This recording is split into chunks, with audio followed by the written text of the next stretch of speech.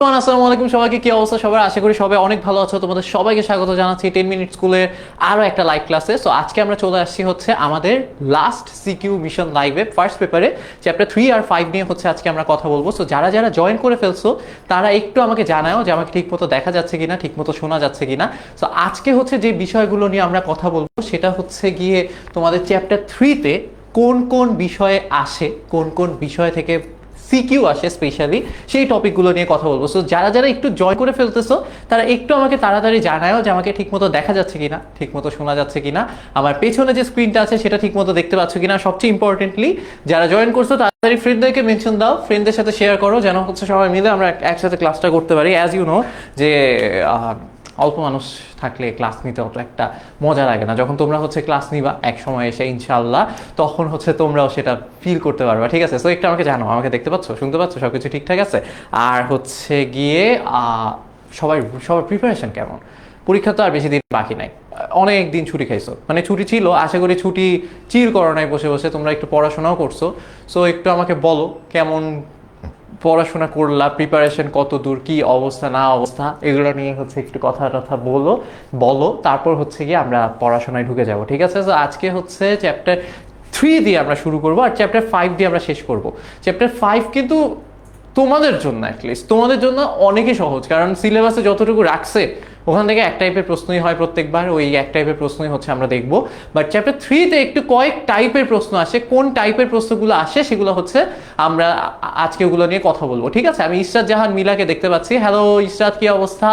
আর হচ্ছে যারা অনেকে জয়েন করতেছো আস্তে আস্তে, যারা জয়েন করতেছো একটু ফ্রেন্ডদের সাথে শেয়ার করো, ফ্রেন্ডদেরকে মেনশন দাও, আমরা পড়াশোনা শুরু করে দিব। অলরেডি স্লাইড খুলে রাখছি, জাস্ট তোমাদের আশায় ওয়েট করতেছি, এখনই শুরু করে দিব না হলে, কারণ যেহেতু পরীক্ষার আগে তোমাদের কাছ থেকে বেশি সময় নিব না, তোমাদের বেশি সময় নিয়ে আসলে তো আমার লাভ নাই। সো আমি জাস্ট দেখা দিব যে চ্যাপ্টার 3 থেকে কি টাইপের প্রশ্ন আসে। এখানে জাস্ট একটা জিনিসই ইম্পর্টেন্ট, তোমাকে উদ্দীপকটা ধরাটা ইম্পর্টেন্ট, উদ্দীপকটা কিভাবে ধরতে হয় অ্যান্ড তারপরে অ্যান্সার কিভাবে করতে হয়। ঠিক আছে? কেমিস্ট্রিতে উত্তর খুবই সহজ, প্রশ্ন খালি কঠিন হয়। প্রশ্ন কঠিন হয় সত্যি কথা, প্রশ্ন ধরতে পারে না।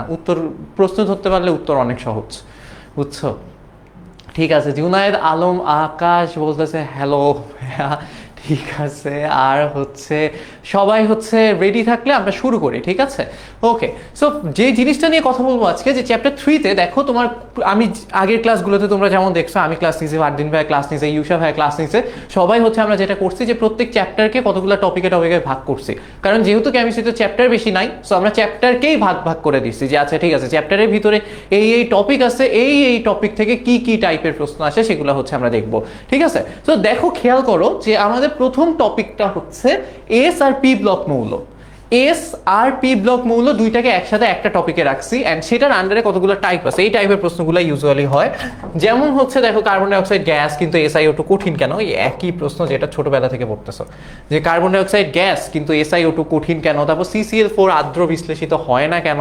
তারপর হচ্ছে হাইড্রাসিডের গঠন, AlCl3 এর ডাইমার গঠন। ঠিক আছে? এইগুলা নিয়েই হচ্ছে কথাবার্তা বলবো আজকে। ওকে, ঠিক আছে। সো শুরু করি। ওকে, সো দেখো খেয়াল করো, এর পরের টপিক হচ্ছে আরো টাইপ আছে, যেমন হচ্ছে অক্সাইডের গঠন, NCl3 গঠন করতে পারলো, NCl5 গঠন করতে পারবে না কেন? জলীয় দ্রবণে লবণের অম্লীয় ধর্মিতা, ক্ষার ধর্মিতা, হ্যান ত্যান। এরপর চলে আসতেছে হচ্ছে আমাদের পরের টপিক, সেটা হচ্ছে ডি ব্লক মৌল। ডি ব্লক মৌলে কি কি আছে? অবস্থান্তর মৌল, রঙিন যৌগ, জটিল যৌগ, চৌম্বক ধর্ম প্রদর্শন, জানো তোমরা, রাইট? অ্যান্ড এটা খুবই ইম্পর্টেন্ট, অ্যাজ এটা থেকে 21 বারের মতো পরীক্ষায় চলে আসছে। কতবার আসছে? 21 বার আসছে। বুঝতে পারছো? ওকে, সো এরপরে দেখো, এরপর হচ্ছে মৌলের পর্যায়বৃত্ত ধর্ম, যেখানে পরমাণুর আকার, ইলেকট্রন আসক্তি, আয়নীকরণ শক্তি, তড়িৎ ঋণাত্মকতা নিয়ে কথাবার্তা হয়েছে, আর হচ্ছে গলনাঙ্ক, স্ফুটনাঙ্ক। সো মৌলের পর্যায়বৃত্ত ধর্ম থেকেও কিন্তু অনেকবার প্রশ্ন আসে, 16 বারের মতো প্রশ্ন আসছে। সো চ্যাপ্টার 3 খুবই ইম্পর্টেন্ট চ্যাপ্টার, কারণ হচ্ছে এই চ্যাপ্টারে ম্যাথ কম, তো একটু প্যারা লাগে, থিওরি অনেক বেশি, বাট সেম টাইপের প্রশ্নই আসে, সেম থিওরি থেকেই প্রশ্ন আসে। সো কোন কোন থিওরি থেকে প্রশ্ন আসে অলরেডি দেখে ফেলছো। এস আর পি ব্লক থেকে আসে, আর ডি ব্লক থেকে যদি আসে সেটা অবস্থান্তর মৌল নিয়ে আসবে। তোমাদের ডি ব্লকের অন্য কিছু নিয়ে খুব একটা আসে না, জাস্ট অবস্থান্তর মৌলের বিভিন্ন ধর্ম টর্ম, হ্যান ত্যান, এগুলা নিয়ে প্রশ্ন আসে, বুঝছো, ডি ব্লকে। এর পরেরটা হচ্ছে গিয়ে তোমার আর আয়নীকরণ শক্তির উপর ইলেকট্রন বিন্যাসের প্রভাব। ইলেকট্রন বিন্যাসের প্রভাব কিসের উপর? আয়নীকরণ শক্তির উপর। এরপর হচ্ছে সংকরায়ন। সংকরায়ন যেটা থেকে 19 বার আসছে। সংকরায়নের সাথে রিলেটেড একটা, যেটা হচ্ছে বন্ধন কোণের উপর মুক্তচোর ইলেকট্রনের প্রভাব, মানে হচ্ছে কোনো একটা যৌগের বন্ধন কোণ কত হবে সেটার উপর যে মুক্তজোড় ইলেকট্রন লোন পেয়ার ইলেকট্রন সেটার যে প্রভাব সেটা থেকে 29 বার প্রশ্ন আসছে। এটা কিন্তু শঙ্করায়নের সাথে রিলেটেড, ঠিক আছে? সো এইটা মিলে একসাথে কোয়েশ্চেন হয় ইউজুয়ালি। সো দেখো শঙ্করায়ন থেকে, শুধু শঙ্করায়ন থেকে 19 বার আসছে, আর শঙ্করায়নের সাথে রিলেটেড যে টপিকটা যে বন্ধন কোণ কত হবে সেটা থেকে আসছে হচ্ছে 29 বার। বুঝতে কি পারতেছো? ফাইনালি সমযোজী বন্ধনের পোলারিটি মানে হচ্ছে ফাজানের নিয়ম হ্যান ত্যান এগুলা নিয়ে হচ্ছে আমাদের পোলারিটি থেকে আসছে 20 বার, আর হচ্ছে হাইড্রোজেন বন্ধন ভ্যান ডার ওয়ালস বল থেকে আসছে হচ্ছে 17 বার। সো এই কয়েকটা টপিক যদি পড়ো, এটা খুব একটা ইম্পর্টেন্ট না, এই কয়েকটা টপিক যদি তুমি পড়ো তাহলে আই হোপ চ্যাপ্টার 3 থেকে তোমার সিকিউতে অ্যাটলিস্ট আটকাবা না। ওকে, এন্ড যদি বলো এখন ভাই ক খতে কি টাইপের প্রশ্ন আসে, তাহলে দেখো ক খতে হচ্ছে যে ইলেকট্রন আসক্তি কাকে বলে, আয়নীকরণ শক্তি কাকে বলে, হাইড্রোজেন বন্ধন কাকে বলে। দেখো এখানে 5 স্টার 4 স্টার 2 স্টার দিয়ে হচ্ছে বলে দেয়া আছে যে কোনটা ইম্পর্টেন্ট, এন্ড এটা হচ্ছে মানে আগের প্রশ্নের বেসিসে বলা হচ্ছে। ওকে, এন্ড হচ্ছে তারপর কি আসতেছে যে লিগ্যান্ড কাকে বলে, লিগ্যান্ড কাকে বলে, লিগ্যান্ড কাকে বলে আশা করি আমরা সবাই বুঝছি পারি, রাইট? লিগ্যান্ড হচ্ছে আমরা যারা জটিল যৌগের গঠন শিখছি তারা হচ্ছে পারি, বাট জটিল যৌগ নিয়ে হয়তো তোমাদের নাও আসতে পারে, তারপরও দিয়ে রাখা আছে যেহেতু আসছে কয়েকবার। পোলারিটি কাকে বলে এই স্লাইডটা তোমরা পেয়ে যাবা, পেয়ে গেলেই হচ্ছে নিজেরা একটু পড়ে নিবা, ঠিক আছে? এরপর হচ্ছে গিয়ে তোমাদের অনুধাবনমূলক প্রশ্ন, এই যে Fe2+ আর Fe3+ এর মধ্যে স্থিতিশীলতা তোমার ব্যাখ্যা করতে হবে। তারপর হচ্ছে ইলেকট্রন আসক্তির ব্যতিক্রম আসতে পারে, প্রথমটা খুব ইম্পর্টেন্ট। তারপর হচ্ছে দেখো এগুলা খুব ইম্পর্টেন্ট, H2O এবং H2S গ্যাস কেন ব্যাখ্যা করো, খতেও অনেক সময় চলে আসে গ ঘ এর সাথে, বুঝতে পারছো? সো এই হচ্ছে গিয়ে রকম সকম। সো আসো আমরা হচ্ছে গিয়ে টপিক 1-এ চলে যাই, আমাদের সিকিউ এর টপিক 1 যেটা টাইপ 1 হচ্ছে CO2 গ্যাস কিন্তু SiO2 কঠিন কেন। প্রশ্নটা অনেক সহজ, তাই না? প্রশ্নটা অনেকই সহজ, কিন্তু মানে পরীক্ষায় কিভাবে আসে দেখো, পরীক্ষায় আসে AC2 যৌগ এবং BC2 যৌগের ভৌত এবং স্বাভাবিক ভৌত অবস্থায় স্বাভাবিক তাপমাত্রায় ভিন্ন ভিন্ন কেন ব্যাখ্যা করো। তাহলে দেখো তুমি পারো, এই প্রশ্নটা যদি তোমাকে ডিরেক্ট করা হতো তুমি পারতা, কোনো কনফিউশন নাই আমার, আমি এতটুকু নিয়ে কনফিডেন্ট যে এই প্রশ্ন যদি তোমাদেরকে ডিরেক্ট বলে দেওয়া হতো যে CO2 গ্যাস কিন্তু SiO2 কঠিন কেন ব্যাখ্যা করো, তোমরা পারতা ফর শিওর। বাট পরীক্ষায় যেভাবে আসছে, তুমি যদি পর্যায় সারণীর উপর তোমার দখল ভালো না থাকে, তুমি আর এই প্রশ্ন তখন পারবা না, তখন হচ্ছে প্রশ্নই পারতেছো না, প্রশ্নই বুঝতেছো না, দ্যাটস ওয়াই উত্তর পারো না। আমি এটাই বলছি, কেমিস্ট্রিতে উত্তর অনেক সহজ, প্রশ্নই কঠিন হয়। ওকে, মানে যখন না বোঝা যায় তখন আর কি কঠিন হয়। তাহলে দেখো এখানে হচ্ছে গিয়ে তোমার কি দেয়া আছে, উল্টা দেয়া আছে, এখানে হচ্ছে শ্রেণী, এখানে গ্রুপ বা শ্রেণী, এখানে পর্যায়, এখানে পর্যায়, এখানে ঠিক আছে, পর্যায় কি 17 হয় নাকি? এনিওয়েজ, তাহলে এখন খেয়াল করো, এখানে বলছে যে পর্যায় 1 এবং 2 আর এখানে হচ্ছে এ কোথায় আছে, এ দেখো কোথায় আছে, এ হচ্ছে পর্যায় 1, পর্যায় 1-এ 14 নাম্বার। বলো কি হবে, কি হবে? পর্যায় 1-এ 14 নাম্বার হয়, হয়। সো প্রশ্নটা একটু ঝামেলা ছিল, সো বুঝো পর্যায়ে 1-এ 14 নাম্বার তো হয় না। সো 14 নাম্বার গ্রুপে একটা আছে, আর কি আছে, বি আছে হচ্ছে আমার, বি আছে, বিও হচ্ছে 14 নাম্বার গ্রুপে, বিও 14 নাম্বার গ্রুপে, কারণ কার্বন আর সিলিকন। তাহলে এইটা অ্যাকচুয়ালি 1 2 হবে না, এটা হবে হচ্ছে 2 3, বুঝতে পারছো? বুঝতে পারছো? প্রশ্ন এরকম ভুল থাকলে তো প্যারা। সো 2 আর 3 হবে, আই ডোন্ট নো কারেকশন আছে নাকি। সো 2 আর 3 হবে, আর এ তে কি আছে, এ হচ্ছে 2 নাম্বার গ্রুপে 2 নাম্বার পর্যায়ে 14 নাম্বার গ্রুপ কে, কার্বন। 3 নাম্বার পর্যায়ে 14 নাম্বার গ্রুপ কে, সিলিকন। তাহলে এটা কার্বন, এটা সিলিকন। এখন হচ্ছে এরপর বলছে হচ্ছে সি, সি হচ্ছে 2 নাম্বার পর্যায়ের 16 নাম্বার গ্রুপে আছে হচ্ছে অক্সিজেন। সো CO2 আর হচ্ছে SiO2 এদের মধ্যে তোমার ভৌত অবস্থা আর হচ্ছে ভিন্নতা ব্যাখ্যা করতে বলছে। সো কার্বন ডাই অক্সাইড তুমি জানো, কার্বন ডাই অক্সাইডে কি হয়, ভ্যান ডার ওয়ালস বল দিয়ে একটা একটার সাথে যুক্ত থাকে, ভ্যান ডার ওয়ালস বল দিয়ে একটা একটার সাথে যুক্ত থাকে, দ্যাটস ওয়াই এই বন্ধন দুর্বল হয়। আর SiO2 তে একটা হচ্ছে দানব আকৃতির তোমার গঠন সৃষ্টি হয়, এটা তো মনে আছে রাইট? এই যে এরকম একটা দানব আকৃতির গঠন তৈরি হয়, একটা সিলিকনের সাথে 4টা অক্সিজেন আর একটা অক্সিজেনের সাথে 2টা সিলিকন এভাবে যুক্ত হয়ে থাকে, বুঝতে পারছো? অক্সিজেন সিলিকন, তারপরে এই সিলিকন থেকে আরো অক্সিজেন সিলিকন, এভাবে এভাবে যুক্ত হইতে থাকে, বুঝছো? এভাবে একটা দানবাকৃতির যৌগ গঠন করে, দানবাকৃতির অণু গঠন করে, বিরাট অণু একটা গঠন করে ফেলছে, এখানে একটা অক্সিজেন, আবার এই যে সিলিকন। সো এই শেপটা দেখাই দিবা আর পরীক্ষায় বলবা যেহেতু এরকম একটা বিরাট শেপ গঠন করে। সো এখানে যখন তুমি এটাকে গলাইতে চাবা তখন হচ্ছে গিয়ে জাস্ট হচ্ছে ভ্যান ডার ওয়ালস বল, দেখো কার্বন ডাই অক্সাইডে যখন তুমি ওকে গলাইতে চাও তোমার সিম্পলি ভ্যান ডার ওয়ালস বলটা ভেঙে দিলেই হয়। আর এখানে গলাইতে গেলে ভ্যান ডার ওয়ালস বল ভাঙলে হয় না, দ্যাটস ওয়াই এখানে বেশি তাপ দিতে হয়, বুঝছো? দ্যাটস ওয়াই কার্বন ডাই অক্সাইড ভৌত অবস্থায় বাষ্পীভূত থাকলেও SiO2 থাকে না, গ্যাসীয় থাকলেও SiO2 থাকে না।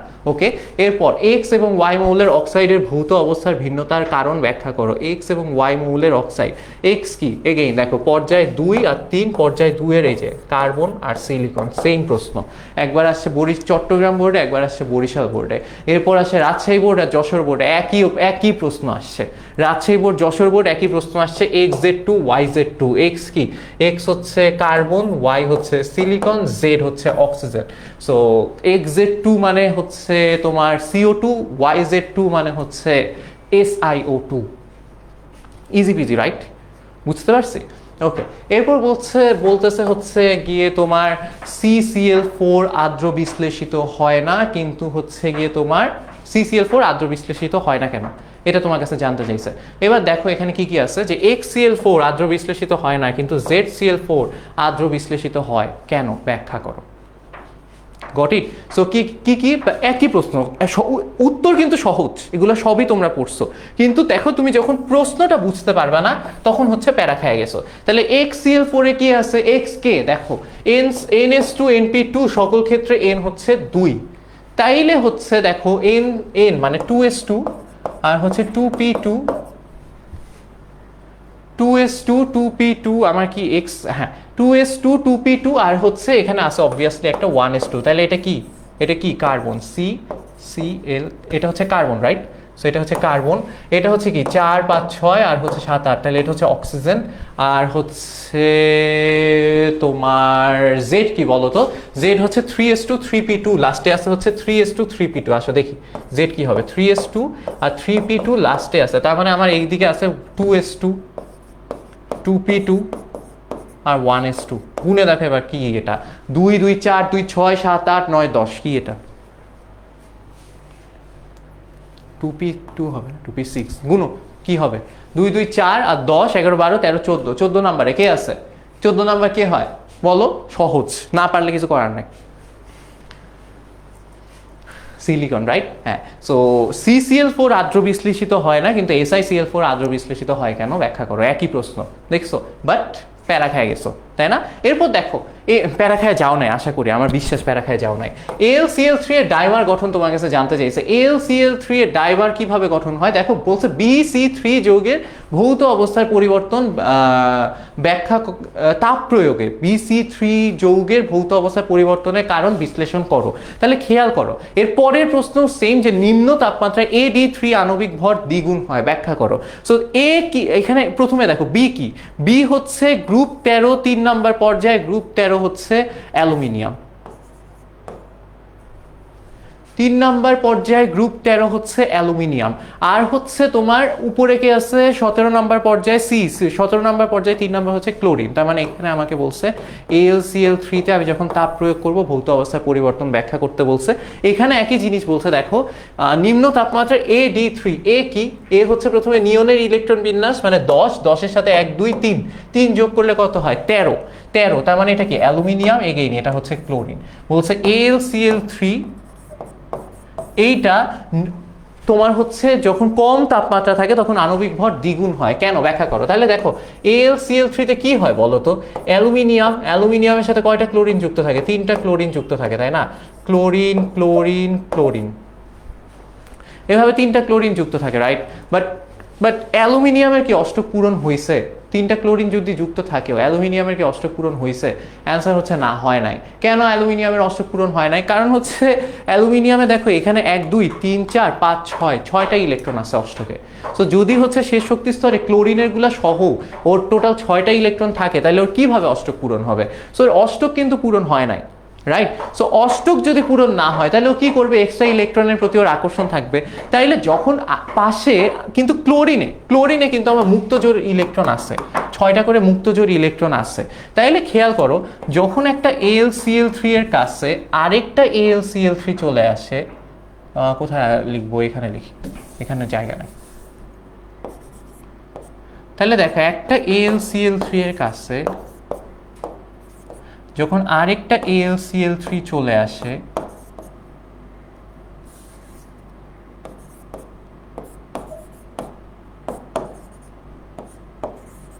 আরেকটা AlCl3 চলে আসে, তখন কি হয়? তখন হচ্ছে বুঝো এই যে এই ক্লোরিন আর এইখানে অ্যালুমিনিয়ামের মধ্যে তোমার হচ্ছে কি তৈরি হয়, এক পাশে ক্লোরিন থেকে অ্যালুমিনিয়াম ইলেকট্রন নেয়, নিয়ে ওইখানে হচ্ছে ওর মুক্তজোড় ইলেকট্রন নিয়ে বন্ধন তৈরি করে, আবার এই পাশের এই পাশের ক্লোরিন থেকে অ্যালুমিনিয়াম ইলেকট্রন নিয়ে মুক্তজোড় ইলেকট্রন বন্ধন তৈরি করে, বুঝছো, সন্নিবেশ বন্ধন তৈরি করে। দ্যাটস ওয়াই হচ্ছে অ্যালুমিনিয়াম কিসের মতো আচরণ করে, ডাইমারের মতো আচরণ করে। বুঝতে কি পারছো, নাকি ছবিটা সুন্দর করে এঁকে দিতে হবে? পরীক্ষায় কি নিজে লিখতে পারবা নাকি আমার এঁকে দিতে হবে, বলো? কমেন্ট আটকে গেছে কেন? নিজেরা কে কে পারো? AlCl3 এর গঠন পরীক্ষায় আসলে সুন্দর করে এঁকে ফেলতে পারবা কে কে?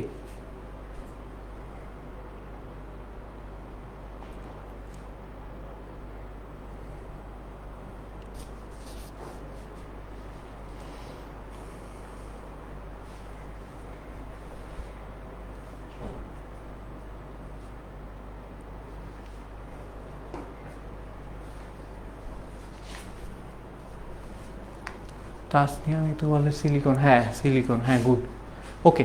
তারপরে এরপর যাই, অক্সাইড গঠন পারবা তো, রাইট? সো আচ্ছা দেখায় দিব, এমন কিছু না, তুমি জাস্ট এইভাবে বন্ধন দেখাইলেই হবে। তারপরে যদি মনে হয় দেখায় দেন ভাই, দেখায় দিই।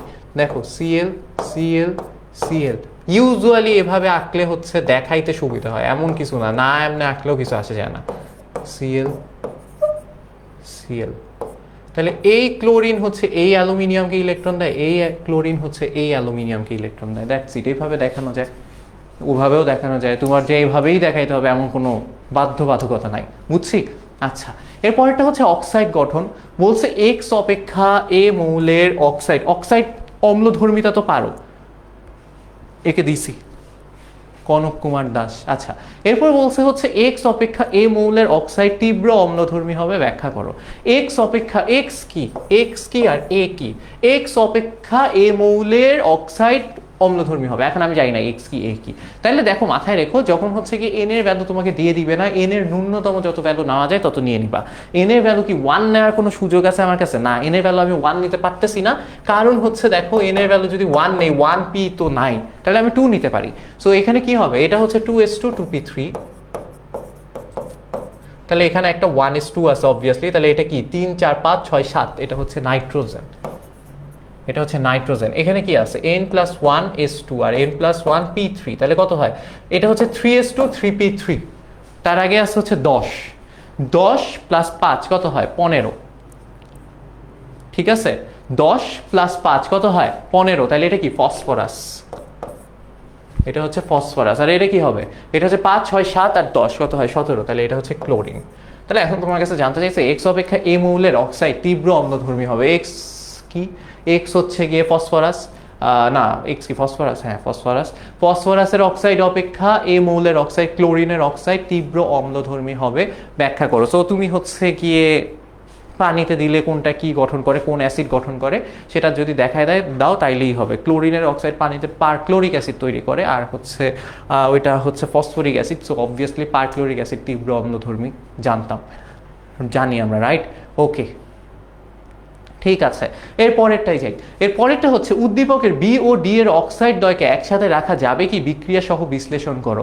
বি ও ডি, বি কি আর ডি কি, বি আর ডি এর অক্সাইডকে একসাথে রাখা যাবে নাকি, নাকি রাখলে ওরা বিক্রিয়া করে ফেলবে, সেটা তোমার কাছে ব্যাখ্যা করতে বলছে। সো এগেইন প্রশ্ন উত্তর খুব সহজ, জাস্ট তোমার বি কি ডি কি খুঁজে বের করতে হবে, ঠিক আছে? এতক্ষণ ধরে তোমাকে বের করা শিখাইছি, এইটা একটু নিজে করার চেষ্টা করো। এরপর বলছে এই পরের টপিকটা হচ্ছে খুব কমন, যে NCl3 গঠন করতে পারলেও NCl5 গঠন করতে পারে না কেন? খুবই সহজ প্রশ্ন, যে NCl3 গঠন করতে পারে কিন্তু NCl5 গঠন করতে পারে না কেন? এটা এক লাইনে অ্যান্সার দাও তো দেখি, এক লাইনে কে কে অ্যান্সার দিতে পারবা দেখি।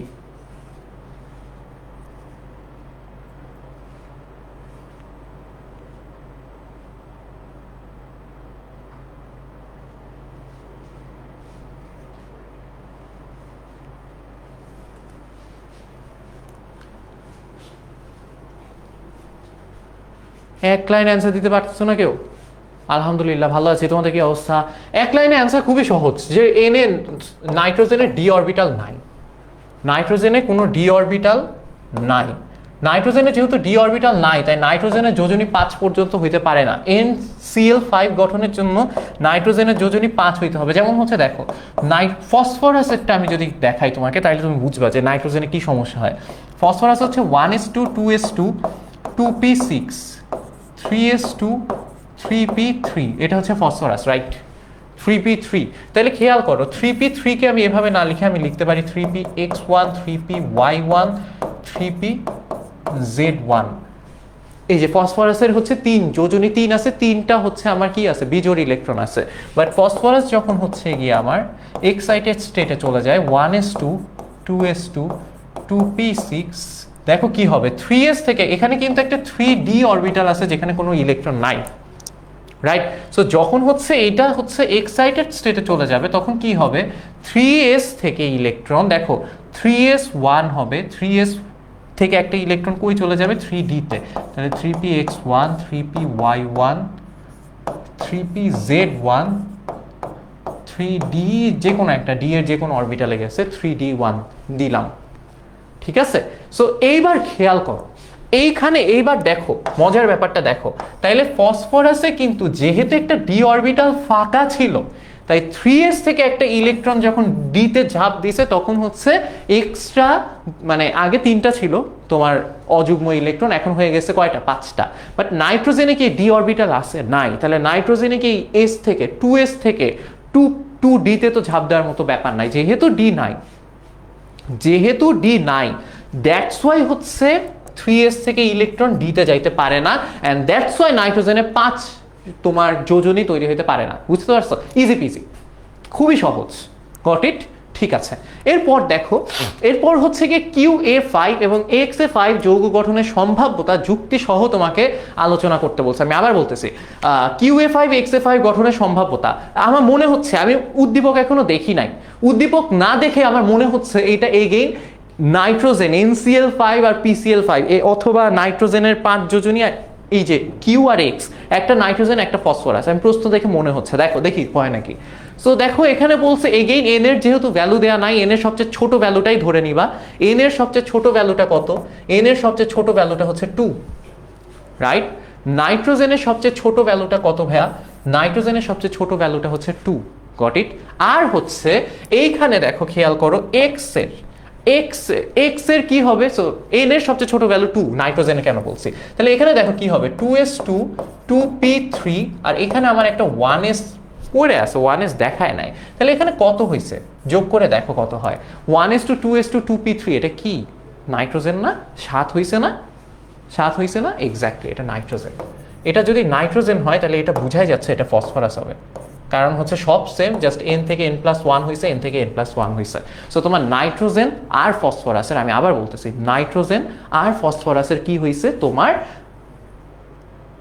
এ কি ক্লোরিন, এ কি ক্লোরিন, দুইটারই ক্লোরাইডের তোমার হচ্ছে গিয়ে গঠন ব্যাখ্যা করতে বলছে। তাহলে দেখো NCl5, একটা হচ্ছে NCl5 আর একটা বলছে PCl5, কোনটা গঠন হয় কোনটা গঠন হয় না, একই প্রশ্ন, একই প্রশ্ন। বুঝতে পারছো? Got it? ঠিক আছে। এরপর দেখো, এরপর দেখো, এই যে আর বারবার বলবো না, আর বারবার বলবো না, একই প্রশ্ন।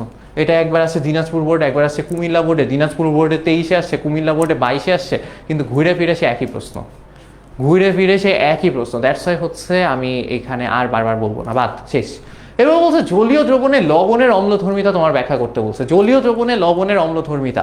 তাহলে দেখো উদ্দীপকে CG3 যৌগটি জলীয় দ্রবণে অম্লীয় ব্যাখ্যা করো।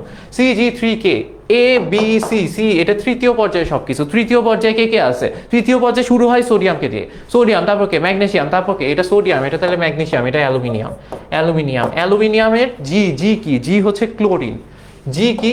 জি হচ্ছে ক্লোরিন।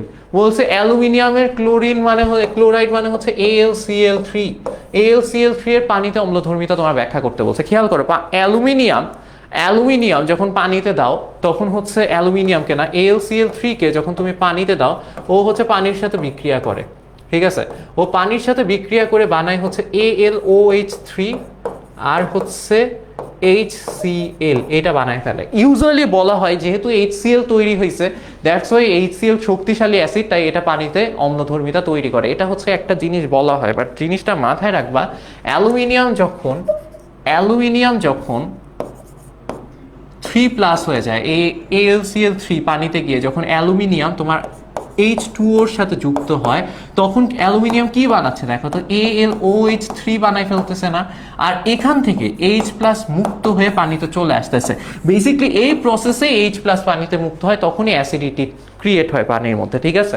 বাট অনেকে এই যে ব্যাখ্যা বলে সেটা তুমি ধরে নিতে পারো যে AlCl3 প্লাস H2O যখন বিক্রিয়া করে তখন AlOH3 আর HCl তৈরি হয়। যেহেতু এই HCl অনেক একটা শক্তিশালী অ্যাসিড, তাই পানিতে অ্যাসিডিটি তৈরি হয়। এটা হচ্ছে একটা জিনিস বলা হয়, ঠিক আছে। বাট মনে রাখবা যে অ্যালুমিনিয়াম যখন পানির সাথে যুক্ত হয়ে AlOH3 তৈরি করতেছে, সেই মোমেন্টেই পানি থেকে H+ বের হয়ে চলে যায়, সেইটাই বেসিক্যালি অ্যাসিডিটি তৈরির মেইন কারণ। এটা মাথায় রেখো, ওকে। তুমি যদি ডিপে যে এটা বুঝো তাইলে এটাই হবে। এরপর বলছে সি যৌগের সালফেটের জলীয় দ্রবণের প্রকৃতি ব্যাখ্যা করো। সি যৌগকে আল্লাহ জানে। বলছে হচ্ছে পর্যায় 4 11 নাম্বার গ্রুপ। আচ্ছা শুনো, মাথায় রেখো, পর্যায় 4-এর 12 নাম্বার যে গ্রুপে আছে, 12 নাম্বার গ্রুপের পর্যায় 4, এটা হচ্ছে জিঙ্ক। সবসময় মনে রাখবা জিঙ্ক। ইউজুয়ালি তোমরা যেটা করো 1 থেকে 30 পর্যন্ত মৌল মুখস্থ রাখো। সো 30 নাম্বার যে মৌলটা, সেটার পজিশনটা তোমার জানতে হবে যেন আশেপাশের মৌলগুলো একটু বুঝতে পারো কোনটা কে। তাহলে দেখো পর্যায় 4-এ 12 নাম্বার গ্রুপে কে আছে, পর্যায় 4-এ 12 নাম্বার গ্রুপে তোমার জিঙ্ক থাকে। তাহলে পর্যায় 4-এর 11 নাম্বার গ্রুপে কে আছে, জিঙ্কের আগেরটা কে, কপার। বুঝছো? সো এখানে আমাকে বলছে কপার সালফেটের জলীয় দ্রবণের প্রকৃতি ব্যাখ্যা করতে। ওই একই কপার সালফেট। এগেইন তুমি যদি এটাকে পানিতে দাও, কপার সালফেটকে যদি তুমি পানিতে দাও, তাহলে তোমার হবে হচ্ছে কপার হাইড্রোক্সাইড প্লাস H2SO4। যেহেতু H2SO4 শক্তিশালী অ্যাসিড, তাই পানিতে হচ্ছে গিয়ে অম্লধর্মিতা তৈরি হবে। বাট এগেইন ব্যাখ্যা ওই আগের মতোই, যখন কপার গিয়ে হাইড্রোজেনের সাথে, কপার গিয়ে যখন পানির সাথে বিক্রিয়া করতেছে, সেই মোমেন্টে, আবার বলতেছি, কপার গিয়ে পানির সাথে যখন বিক্রিয়া করতেছে, সেই মোমেন্টেই হচ্ছে গিয়ে H+ বের হয়ে যাচ্ছে, প্লাস CuOH2 তৈরি হচ্ছে। মাথায় রেখো এই H+টা আগেই বের হয়, ওকে। আচ্ছা এরপর আসো ক্ষারধর্মিতা। বলছে ZX3 যৌগ অপেক্ষা YX3 যৌগ অধিক ক্ষারীয় কেন, ব্যাখ্যা করো। এই টাইপের প্রশ্নগুলো একটু মনে রাখবা। এই টাইপের প্রশ্ন যখন দিছে তখন তোমাকে এই প্রশ্নই করছে, এটাই হয় প্রশ্ন যে একটা হবে NH3 আর একটা হবে PH3। এই দুইটার ক্ষারধর্মিতা ইউজুয়ালি চায়। আসো দেখি মিলায় দেখবা এবার পরীক্ষায়, হ্যাঁ কোনটাকে। জেড হচ্ছে কি, জেড হচ্ছে তোমার পর্যায় 3-এ আছে, পর্যায় 3-এর গ্রুপ নাম্বার 15 অবভিয়াসলি জেড আর ওয়াই দুইটাই হচ্ছে গ্রুপ নাম্বার 15-তে। সো একটা হচ্ছে নাইট্রোজেন হবে, একটা ফসফরাস হবে, জানা কথা। সো গ্রুপ 3-তে আছে, যেহেতু পর্যায় 3-তে আছে, এটা ফসফরাস, এটা নাইট্রোজেন, ইজি। এখন বলছে এক্স হচ্ছে গ্রুপ 1 পর্যায় 1, মানে এটা হচ্ছে হাইড্রোজেন। দেখছো মিলছে, NH3 আর PH3 মিলবে, আমি জানি। সো এটা যারা আর প্রশ্ন নাই ওদের। সো NH3 আর PH3 এদের ক্ষারধর্মিতা তোমার ব্যাখ্যা করতে বলছে। ক্ষারধর্মী কেন হয় এটা কি জানো? উত্তর তো জানা উচিত না, নাকি জানো না? ক্ষারধর্মী এই জন্য হয়, যেগুলো একটু আনকমন সেগুলো আমি বলে দিচ্ছি, আর যেগুলো কমন ওগুলো অ্যান্সার বলবো না। ক্ষারধর্মী এই জন্য হয় যে তোমার নাইট্রোজেন, দেখো খেয়াল করো, দুইজনেরই মুক্তচোরী ইলেকট্রন আছে একটা করে। নাইট্রোজেন যখন H3 গঠন করতেছে, তখন নাইট্রোজেনের মুক্তচোরী ইলেকট্রন আছে একটা, আর হচ্ছে PH3 ফসফরাস যখন গঠন করতেছে,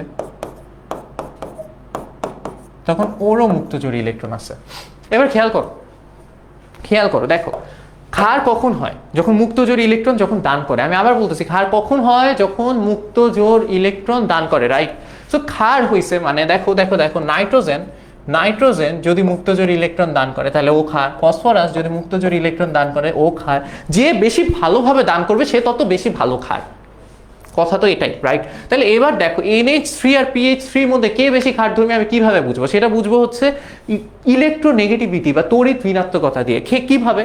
কারণ হচ্ছে নাইট্রোজেনের ইলেকট্রোনেগেটিভিটি ফসফরাসের চেয়ে বেশি। দ্যাটস ওয়াই হচ্ছে নাইট্রোজেন কি করে, হাইড্রোজেনের ইলেকট্রনগুলোকে নিজের দিকে টান দেয়। ওকে, তার ফলে দেখো নাইট্রোজেনের আশেপাশে আবার এই ইলেকট্রনগুলোকেও নিজের দিকে রেখে দেয়। নাইট্রোজেনের আশেপাশে ইলেকট্রন ঘনত্ব অনেক বেড়ে যায়। নাইট্রোজেনের আশেপাশে ইলেকট্রন ঘনত্ব যখন অনেক বেড়ে যায়, দেখো তোমার আশেপাশে যদি টাকার ঘনত্ব বেড়ে যায়, তোমার দান করতে প্যারা নেই, তোমার হচ্ছে গিয়ে ওকে ওর সাথে একটু শেয়ার করতে প্যারা নাই, দান তো না, বেসিক্যালি শেয়ার করতেছে এখানে। সো ওর তখন ইলেকট্রন শেয়ার করতে প্যারা নাই, কারণ ওর আশেপাশে ইলেকট্রন ঘনত্ব অনেক বেড়ে গেছে। ও আশেপাশে দুনিয়ার মানুষের থেকে ইলেকট্রন কায়রে করে আনছে বলতে টান দিয়ে নিজের দিকে রাখছে, নিজের আশেপাশে ইলেকট্রন ঘনত্ব বাড়ায় ফেলছে। অন দ্য আদার হ্যান্ড ফসফরাসের ইলেকট্রোনেগেটিভিটি কিন্তু অনেক কম, মানে নাইট্রোজেনের চেয়ে কম। সো নাইট্রোজেনের চেয়ে যেহেতু কম, দ্যাটস ওয়াই ওর আশেপাশে ইলেকট্রন ঘনত্ব নাইট্রোজেনের মতো থাকে না, রাইট? সো নাইট্রোজেনের মতো যেহেতু থাকে না, দ্যাটস ওয়াই ওর ইলেকট্রন দানের প্রবণতা, ইলেকট্রন শেয়ার করার প্রবণতা NH3 এর চেয়ে কম হয়। বুঝতে পারছি? এতটুকু মাথায় ঢুকছে? ঠিক আছে, ঠিক আছে। এরপর আসি অবস্থান্তর মৌল। অবস্থান্তর মৌলতে কি বলা হয়েছে? এল অবস্থান্তর ধাতু নয় কেন, ব্যাখ্যা করো। বলছে এল অবস্থান্তর ধাতু নয় কেন, ব্যাখ্যা করো। এল কে আমি জানিও না, দেখি। ও আচ্ছা, এল এখানে আছে। এল হচ্ছে n-1, এন এর ওই যে দেখো সর্বনিম্ন মান প্রযোজ্য, n-1 ইন্টু DnS2। আচ্ছা ঠিক আছে, তাহলে n হচ্ছে 4, রাইট? n এর সর্বনিম্ন মান 4 কেন বলো তো? কারণ হচ্ছে n এর সর্বনিম্ন মান প্রযোজ্য, যেটা প্রযোজ্য সেটা হবে। n এর মান যদি 2 হয়, 2 - 1 1d হয়ে যেত, হবে না।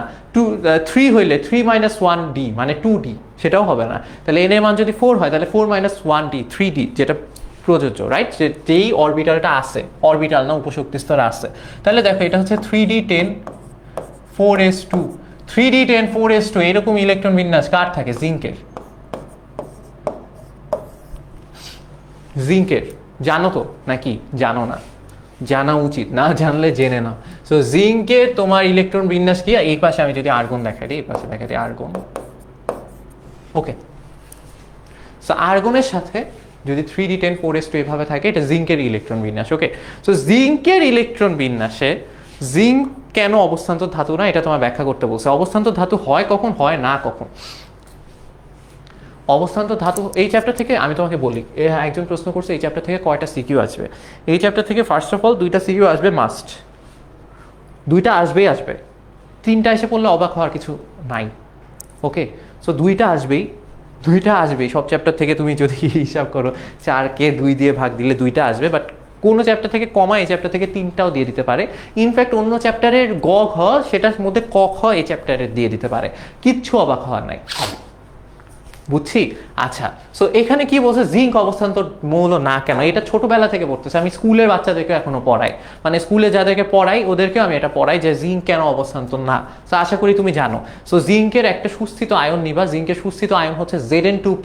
সেই Zn2+কে Zn2+ এর ইলেকট্রন বিন্যাস যদি তুমি করো, Zn2+ এর ইলেকট্রন বিন্যাস করলে দেখবে সেখানে 4s নাই হয়ে গেছে, সেখানে 3d10 যেমন ছিল এমনই আছে।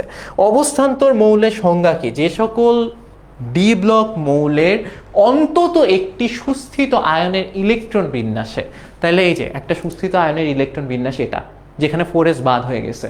সুস্থিত আয়নের ইলেকট্রন বিন্যাসে ডি অরবিটাল আংশিকভাবে পূর্ণ থাকে, পুরাও পূর্ণ থাকা যাবে না, পরিপূর্ণ যেমন 10-এ 10 হবে না, একদম খালি সেটাও হবে না, আংশিকভাবে পূর্ণ থাকতে হবে, তখনই সেটাকে অবস্থান্তর মৌল বলা হয়। এখানে ডি অরবিটাল হচ্ছে আংশিকভাবে পূর্ণ না, একদম পরিপূর্ণ আছে, দ্যাটস ওয়াই এটা অবস্থান্তর মৌল না। ঠিক আছে? ওকে, ঠিক আছে, বুঝছি তাই না? হ্যাঁ, গুড। আচ্ছা, এরপর হচ্ছে বলছে উদ্দীপকের মৌল 3টি ব্যবহার করে দেখাও যে সব ডি ব্লক মৌলই অবস্থান্তর মৌল না। আচ্ছা ওকে, সো সব ডি ব্লক মৌল অবস্থান্তর মৌল না, এটা জানার কথা। এটা হচ্ছে স্ক্যান্ডিয়াম, দেখে বুঝো নাকি দেখো, এটা স্ক্যান্ডিয়াম। এগুলা কিন্তু নির্ণয় করতে শিখতে হবে, এটা অনেক সহজ। বলছে এনের মানও বলে দিচ্ছে, তারপরে যদি না পারো তাহলে কি করবা? তাহলে তুমি হচ্ছে নেক্সট বছর পরীক্ষা দিও নাকি। এটা হচ্ছে স্ক্যান্ডিয়াম, ঠিক আছে? এটা কি? এটা হচ্ছে আয়রন না নাকি? আয়রন না, 8 2 গেল আর 6 আয়রন, ইয়েস। আর হচ্ছে এটা হচ্ছে জিঙ্ক। এটা কি হইল? এটা হচ্ছে জিঙ্ক। সো তুমি যখন হচ্ছে প্রত্যেকটার অন্তত একটা সুস্থিত আয়ন নিবা, ঠিক আছে? স্ক্যান্ডিয়ামের সুস্থিত আয়ন হচ্ছে এস স্ক্যান্ডিয়াম 3+। আয়রনের সুস্থিত আয়ন যে কোনোটা নিতে পারো, Fe2+ নিয়েও করতে পারো, Fe3+ নিয়েও করতে পারো, কিছু আসে যায় না, দুইটাই সুস্থিত আয়ন। ওকে, যে কোনো একটা নিয়ে করলেই হবে। আর জিঙ্কের সুস্থিত আয়ন হচ্ছে Zn2+। এখন যদি বলো ভাই আমি স্ক্যান্ডিয়াম 3+ই কেন নিতে হচ্ছে, আমি স্ক্যান্ডিয়াম 2+ নিব, এটা সুস্থিত আয়ন না, সো হবে না। স্ক্যান্ডিয়াম যদি 2+ নেওয়া যেত তাইলে কিন্তু হয়ে যেত, বুঝতে পারছো? ওকে, আচ্ছা, এরপর MQ এবং MQ2 যৌগের মধ্যে কোনটি রঙিন ব্যাখ্যা করো। এই যে ওই একই জিনিস দিয়ে ব্যাখ্যা করে দিতে পারবা। MQ আর MQ2 দুইটার মধ্যে কোনটা রঙিন? আচ্ছা, এটা একটা ভালো প্রশ্ন। দেখো এম কি, এম বুঝে গেছি। এম দেখো প্রশ্নের ধরন রকম সকম দেখেই বুঝে যাওয়া যায় যে এটা কি ধরনের প্রশ্ন। এই MQ আর MQ2 যৌগ দুটির মধ্যে কোনটা রঙিন কোনটা রঙিন না ব্যাখ্যা করো। দেখো একটু ক্রিটিক্যাল থিঙ্কিং অ্যাবিলিটি নিয়ে আসো নিজের মধ্যে। হ্যাঁ, যে MQ আর MQ2 বুঝাই যাচ্ছে কিউ হচ্ছে 17 নাম্বার গ্রুপে, তাহলে ক্লোরিন ফ্লোরিন কিছু একটা হবে, এটা 2। 3 নাম্বার গ্রুপ, 3 নাম্বার পর্যায়ে 17 নাম্বার গ্রুপ, তার মানে এটা ক্লোরিন হবে, বুঝাই যাচ্ছে। তাইলে হচ্ছে এম অবভিয়াসলি একটা ধাতু। সেই ধাতু, কোনো একটা ধাতু যেটার সাথে ক্লোরিন একটা যুক্ত হতে পারে, আবার কোনো একটা ধাতু যেটার সাথে ক্লোরিন দুইটাও যুক্ত হতে পারে। ক্লোরিন একটা যুক্ত হতে পারে, ক্লোরিন দুইটাও যুক্ত হতে পারে। অ্যান্ড সেটা হইলে তার মানে ধাতুর চার্জ একবার প্লাস হচ্ছে, একবার 2+ হচ্ছে। অ্যান্ড সেটা যখন হয় তখন একবার অবস্থান্তর হয়, একবার অবস্থান্তর হয় না, এরকম ধাতু একটাই আছে, সেটা হচ্ছে কপার, রাইট? সেটা কপার, রাইট? সো কপার হচ্ছে একবার প্লাস হয়, একবার কপার 2+ হয়।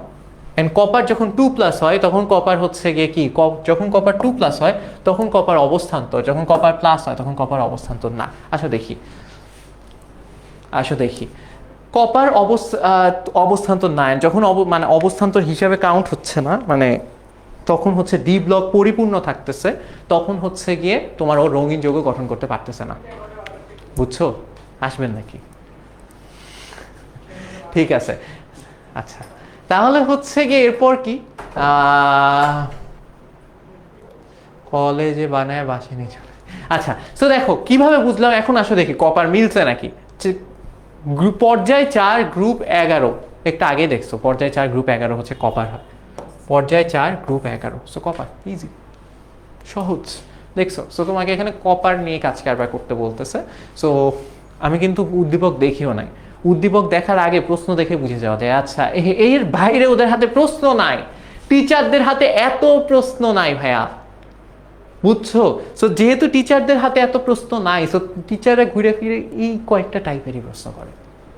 Got it? তাহলে আসো দেখি কপার প্লাস আর কপার 2+ কোনটার অবস্থান্তর কোনটা অবস্থান্তর না জানো। এটা অবস্থান মানে এটা ডি ব্লক অর্ধ মানে আংশিকভাবে পূর্ণ থাকবে, এটা ডি ব্লক কিছুই থাকবে না, পরিপূর্ণ থাকবে অ্যাকচুয়ালি। দ্যাটস ওয়াই এইটা রঙিন যৌগ গঠন করতে পারবে না। সো এরপর হচ্ছে রঙিন যৌগ গঠন নিয়ে তোমাদেরকে বিশ্লেষণ করতে বলছে। রঙিন যৌগ গঠন যেই বই হোক, আমি সব বই দেখছি, সব বই খুব সুন্দর করে দেয়া আছে, তুমি এতদিন পড়ে ফেলার কথা। রঙিন যৌগ গঠন পারো না কে কে? হাত তুলো। এখন চলে যাবে পোলাপান, এখন চলে যাবে, এখন উত্তর না দিয়ে চলে যাবে। রঙিন যৌগ গঠন পারো না কে কে? আমি একটু ওদেরকে দেখতে চাই।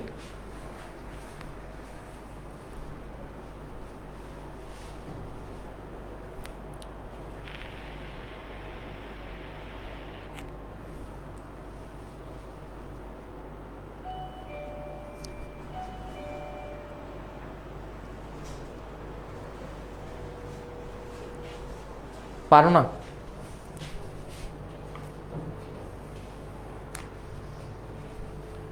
পেরে নাও, পরীক্ষা কয়েকদিন পর, কিভাবে এখন না পারতেছো? আচ্ছা, যাই হোক।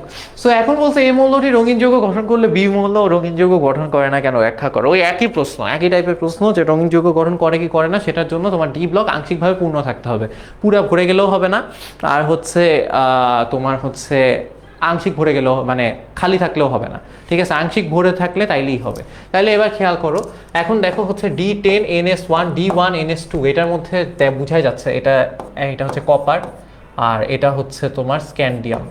কপার আর স্ক্যান্ডিয়ামের মধ্যে কে রঙিন যৌগ গঠন করে কে করে না, একটা অবস্থান্তর না। সো স্ক্যান্ডিয়াম যেহেতু অবস্থান্তর না, প্রথমে কপারের 2+ নিবা, তারপরে নন ডিজেনারেটেড অবস্থা দেখাবা, স্ক্যান্ডিয়াম 3+ নিবা, অ্যান্ড সেখানে ডি অরবিটাল খালি দেখাবা, 5টাই খালি। তো 1 2 3 4 5, 5টা হয়েছে, 5টাই খালি। দ্যাটস ওয়াই হচ্ছে ওখানে আর কিছু করার নাই, ইলেকট্রন উপর নিচ লাভ ঝাপ করার মতো অবস্থা নাই। সো স্ক্যান্ডিয়াম বাদ, আর কপার যেহেতু উপর নিচে উপরে লাফঝাপ করার অবস্থা আছে, তাই কপারকে কাউন্ট করবা, বুঝছো? বুঝছি সবাই? এতটুকু মাথায় ঢুকছে? Very good. বলছে সি ও ই দ্বারা গঠিত সালফেট যৌগের মধ্যে কোনটি রঙিন হবে বিশ্লেষণ করো। একই একই, সি আর ই। সি কি পর্যায় 4-এ, একটা হচ্ছে 6-এ আছে, একটা 12-তে আছে। হিসাব করো কোনটা 6-এ আছে। 6-এ হচ্ছে আয়রন আছে, 6-এ হচ্ছে আয়রন আছে, 12-তে হচ্ছে তোমার ইয়া আছে, ওটার নাম কি ভুলে যাচ্ছি কেন, জিঙ্ক। ঠিক আছে, 12 মানে 6-এ আছে আয়রন আর 12-তে আছে জিঙ্ক। জিঙ্ক অবশ্যই করবে না, আয়রন করবে, জানা কথা, শেষ। মাসুকা হীরা বলছে ভাইয়াকে আমাদের ভুলে গেছে। না না, ভুলে যাই না, ভুলে কেন যাব? হ্যাঁ, বর্ষা মনে হয় তুমি একাই, বাকি সবাই পারে, বুঝছো? ঠিক আছে, এবার এবার সামনে যাই। হ্যাঁ, ওকে। এবার বলছে যে জটিল যৌগ গঠন। জটিল যৌগ গঠন নিয়ে তোমাদের আসার চান্স নাই, শর্ট সিলেবাসে খুব সম্ভবত জটিল যৌগ নিয়ে অত একটা ঝামেলা করে না। তারপরও যদি দেখে রাখতে চাও তাহলে দেখে রাখতে পারো। আর হচ্ছে গিয়ে চৌম্বক ধর্ম প্রদর্শন, এগেইন আরেকটা খুব ইম্পর্টেন্ট জিনিস। যেমন হচ্ছে গিয়ে এটাতে একটু জটিল আয়নের নিয়ে কথাবার্তা থাকে, তাই আমি শিওর না এটা আসবে কিনা, তারপরে দেখে রাখো। যখন হচ্ছে এটা কি, এটা হচ্ছে 3 এটা 4 মানে কি দেখো, কিউ আয়রন, আয়রন না, হ্যাঁ কিউ আয়রন। তাহলে একটা হচ্ছে FeCN6, একটা হচ্ছে FeCN6, একটা হচ্ছে আরেকটাও FeCN6। সায়ানাইডের চার্জ -1, সায়ানাইডের চার্জ হচ্ছে -1। সো সায়ানাইডের চার্জ যদি -1 হয়, পোলাপাইন মনে রাখো, এই চার্জ যদি -1 হয়, 6টা মিলে ওর চার্জ কত? -6। তাহলে আয়রনের চার্জ কত হইলে -4 হয়? ওভারঅল চার্জ -4 হয়। এবার বলো আয়রনের চার্জ কত হইলে ওভারঅল চার্জ -4 হয়? আয়রনের চার্জ যদি +2 হয়, -2 + 2 সরি -6 + 2 হবে হচ্ছে -4, তাই না? তাহলে আমরা এটাকে লিখি হচ্ছে 4 এভাবে। আর যদি সায়ানাইডের চার্জ 6টার চার্জ কত? -6, আয়রনের চার্জ যদি 3+ হয়, তাহলে এটা হবে হচ্ছে 3-। তাহলে এখানে আয়রন হচ্ছে 2+, এখানে আয়রন হচ্ছে 3+। বুঝছি? এবার হচ্ছে আয়রন 2+ আর আয়রন 3+ এর ইলেকট্রন বিন্যাস করবা। সো একবার দেখাই দিই, দেখো আয়রন 2+ আর 3+ এর ইলেকট্রন বিন্যাস যদি করো, দেখা দেওয়ার কিছু নাই। আয়রন 2+ এ হচ্ছে গিয়ে 6টা ইলেকট্রনই থাকে, 6টা ইলেকট্রন থাকে হচ্ছে এভাবে,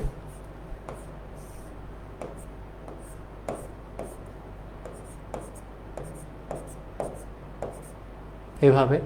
আর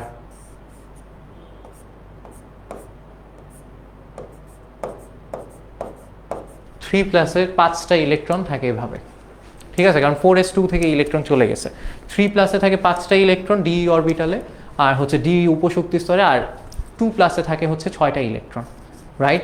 এরপর হচ্ছে ডিপেন্ড করে হচ্ছে কোন লিগ্যান্ড আসছে সেটার উপর। লিগ্যান্ড এসে যদি হচ্ছে গিয়ে ইলেকট্রনগুলোকে পুনর্বিন্যাস করে, লিগ্যান্ড এসে যদি পুনর্বিন্যাস করে কি করবে? ইলেকট্রনগুলোকে চাপায় দেবে। দেখো ইলেকট্রনগুলো কিন্তু এখন ফাঁকা ভাবে আছে, চাইলেই কিন্তু এখানে 2টা ঢুকা যায়। তাহলে এখানে তো আগে থেকেই 2টা আছে, এখানেও 2টা চলে আসবে, এই যে এদেরকে ওই পাশে পাঠায় দিবে, এই পাশে পাঠায় দিবে রুম খালি করার জন্য। বুঝতে পারছো? বাসায় যখন গেস্ট আসে, অনেক মানে ধরো খুব নামি দামি মানে তোমার বড় কোনো গুরুজন আসে, তখন কি হয়? বাসায় সবগুলা মিলে জড়মড়ো হয়ে এক রুমে কষ্ট মষ্ট করে থাকে, তাদেরকে রুম ছেড়ে দেয়, ঠিক আছে? মানে ধরো তাদেরকে তোমরা অনেক রেসপেক্ট করো, এরকম কেউ যদি আসে, তাহলে সেরকমভাবে এখানে দেখো 6টা ইলেকট্রন ছিল, 6টা ইলেকট্রনের মধ্যে একটা রুমে 2টা ছিল, বাকি সব রুমে একজন একজন করে ছিল। যেহেতু 2টা রুম ছেড়ে দিতে হবে, দ্যাটস ওয়াই কি করছে, ওই 2জনকেও এই 2জনের সাথে পাঠিয়ে দিছে, 3জনের চাপাচাপি করায় রাখছে। তাহলে এখন দেখো এখানে 3টা ইলেকট্রন, 6টা ইলেকট্রন কিভাবে আছে? জোড়ায় আসে না? দ্যাটস ওয়াই এটাকে বলা হয় হচ্ছে ডায়াম্যাগনেটিক, ঠিক আছে? এটাকে কি বলা হয়? ডায়াম্যাগনেটিক। আর এটা কেমন? এখানে ইলেকট্রনগুলো কিভাবে থাকবে? যদি কেউ চাপায়ও দেয়, এই রুমে 2জন, এই রুমে 2জন, আর এই রুমে একজন থাকতেই হবে, কারণ 5টা ইলেকট্রন, 6টা ইলেকট্রন তো নাই। তাহলে এইটা হচ্ছে প্যারাম্যাগনেটিক, কারণ হচ্ছে এখানে একটা ইলেকট্রন অযুগ্ম অবস্থায় আছে। বুঝছি? আচ্ছা, এরপর হচ্ছে পর্যায়বৃত্ত ধর্ম, যেখানে হচ্ছে আকার টাকার নিয়ে কথা বলা হয়েছে। তাহলে দেখো এর আকার বি অপেক্ষা বড়, কিন্তু এর সুস্থিত আয়নের আকার বি এর সুস্থিত আয়ন অপেক্ষা ছোট, ব্যাখ্যা করো।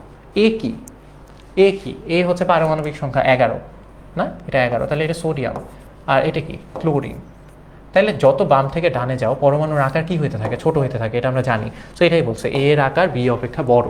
সো এ বড় বি ছোট, সোডিয়াম বড় আর হচ্ছে ক্লোরিন হচ্ছে ছোট। কেন? নিউক্লিয়াস বাড়ছে, বাইরের কক্ষপথে ইলেকট্রন বাড়ছে, সো ওরা কাছাকাছি চলে আসছে অ্যান্ড দ্যাটস ওয়াই হচ্ছে ওদের আকার ছোট হয়েছে আস্তে আস্তে যত বাম থেকে ডানে গেছে। এটা নিয়ে আমাদের কোনো প্যারা নাই, রাইট? ওকে, সো হচ্ছে আমরা জানি যে বাম থেকে ডানে গেলে আকার বাড়ে। Got it? এতটুকু বুঝছি, এটা আমি জানি।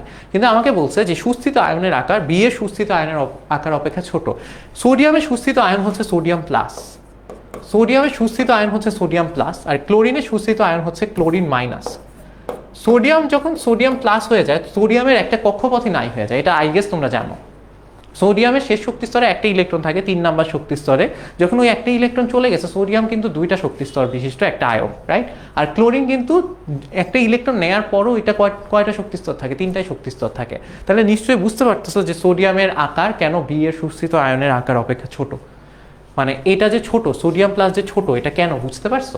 কারণ হচ্ছে ও যখন একটা ইলেকট্রন বের করে দিছে, বের করে দিয়ে সোডিয়াম প্লাস হইছে, তখন ওর কি হইছে?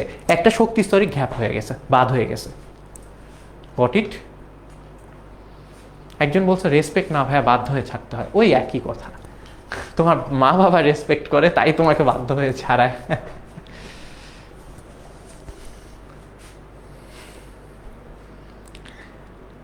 আচ্ছা, আব্দুল্লাহ নোমান বলছে বাসায় যাই হয়ে যাক আমি আমার ঘর ছাড়ি না। তাহলে তো ইলেকট্রন তো তোমাদের চেয়ে অনেক আদব কায়দা সম্পন্ন, তাই ইলেকট্রন জায়গা ছেড়ে দেয়। যখন লিগ্যান্ড আসে ইলেকট্রন জায়গা ছেড়ে দেয়। ঠিক আছে, প্রথম পত্র আগের ক্লাসে পিডিএফ পাও নাই, দিয়ে দিব না সবগুলো একসাথে, সবগুলো পিডিএফই আলাদা করা আছে। এরপর হচ্ছে ইলেকট্রন আসক্তি। ইলেকট্রন আসক্তিতে হচ্ছে বলা হয়েছে যে বি ও ডি এর ইলেকট্রন আসক্তি তুলনামূলক ব্যাখ্যা দাও। বি কি ডি কি জানি না, আল্লাহ জানে।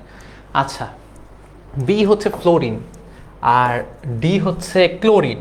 দেখো, ফ্লোরিন আর ক্লোরিন এদের মধ্যে ইলেকট্রন আসক্তির তুলনামূলক ব্যাখ্যা আছে। তুমি কি এটা জানো তো, তাই না? গ্রুপ 17 কি হয়? ফ্লোরিন, তারপর কে আছে? ফ্লোরিনের পর আছে ক্লোরিন, তারপর কে? ব্রোমিন, তারপর কে আছে? Iodine. Fluorine, chlorine, bromine, iodine.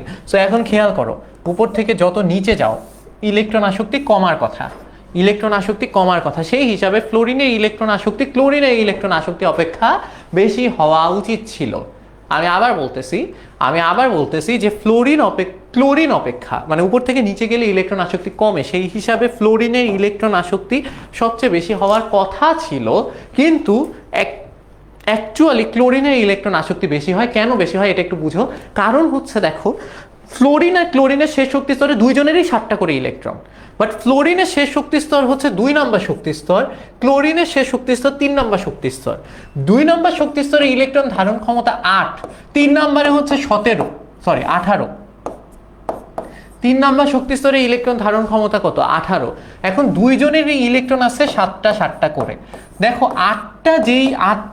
একটা বাসা যেই রুমে 8 জন ম্যাক্সিমাম থাকতে পারে, সেই রুমে অলরেডি 7 জন থাকতেছে, কষ্ট করেই থাকতেছে। মানে 8 জন থাকলে বহুত কষ্ট হবে, তারপরেও থাকবে। কিন্তু এখন 7 জন থাকতেছে, তারপরেও কষ্ট করেই থাকতেছে। ঠিক আছে, এখন যদি কি নাম ওর, ফ্লোরিন, ও যদি বলে আমি আরেকজনকে নিয়ে আসবো, তখন বাকি 7 জন প্রোটেস্ট করা শুরু করবে, কেন আরেকজনকে আনতে হবে, আরেকজনকে আনা যাবে না, এমনি কষ্ট করে থাকি, বাসায় মাত্র 8 জন থাকতে পারে, আইসে তো বাসার একদম ভরায় ফেলার কোনো কারণ দেখতেছি না। বুঝছো, এরা প্রোটেস্ট শুরু করে। Got it? বাট তুমি যখন হচ্ছে এখানে আসো, ক্লোরিনের কেসে আসো, তখন না এই ক্লোরিন যখন বলে আমি আরেকজনকে নিয়ে আসবো, তখন হচ্ছে এই 7 জন ওরকম প্যারা দেয় না, কারণ বলে আচ্ছা ঠিক আছে বাসায় 18 জন থাকতে পারে, আমরা তো মাত্র 7 জনই আছে, আসুক আরেকজন, প্যারা নাই। বুঝছো? দ্যাটস ওয়াই হচ্ছে এখানে যদি আরেকজন আসেও কিছু আসে যায় না। সো এই যে ব্যাপারটা ঘটে, এই 7 জন কোনো প্রোটেস্ট করে না, এই 7 জন তখন প্রোটেস্ট করে। দ্যাটস ওয়াই হচ্ছে এখানে ইলেকট্রন আসক্তি, এই ঝামেলা টামেলা দেখে ইলেকট্রন আসক্তি ওর কমে যায়, দূর লাগবে না ইলেকট্রন। আর ক্লোরিনের হচ্ছে দ্যাটস ওয়াই ফ্লোরিনের চেয়ে ইলেকট্রন আসক্তি বেশি হয়। সো উপর থেকে নিচে ইলেকট্রন আসক্তি যদিও বা কমার কথা, বাট ক্লোরিনের ইলেকট্রন আসক্তি ফ্লোরিনের চেয়ে বেশি হয়, এটা একটা ব্যতিক্রম। ঠিক আছে,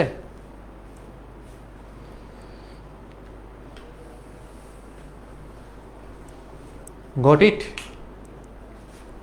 না, ফার্স্ট পেপার এফআরএল ক্লাস হয়ে যায় না, কালকে আছে এফআরএল, কালকে সন্ধ্যা 7:30টায়।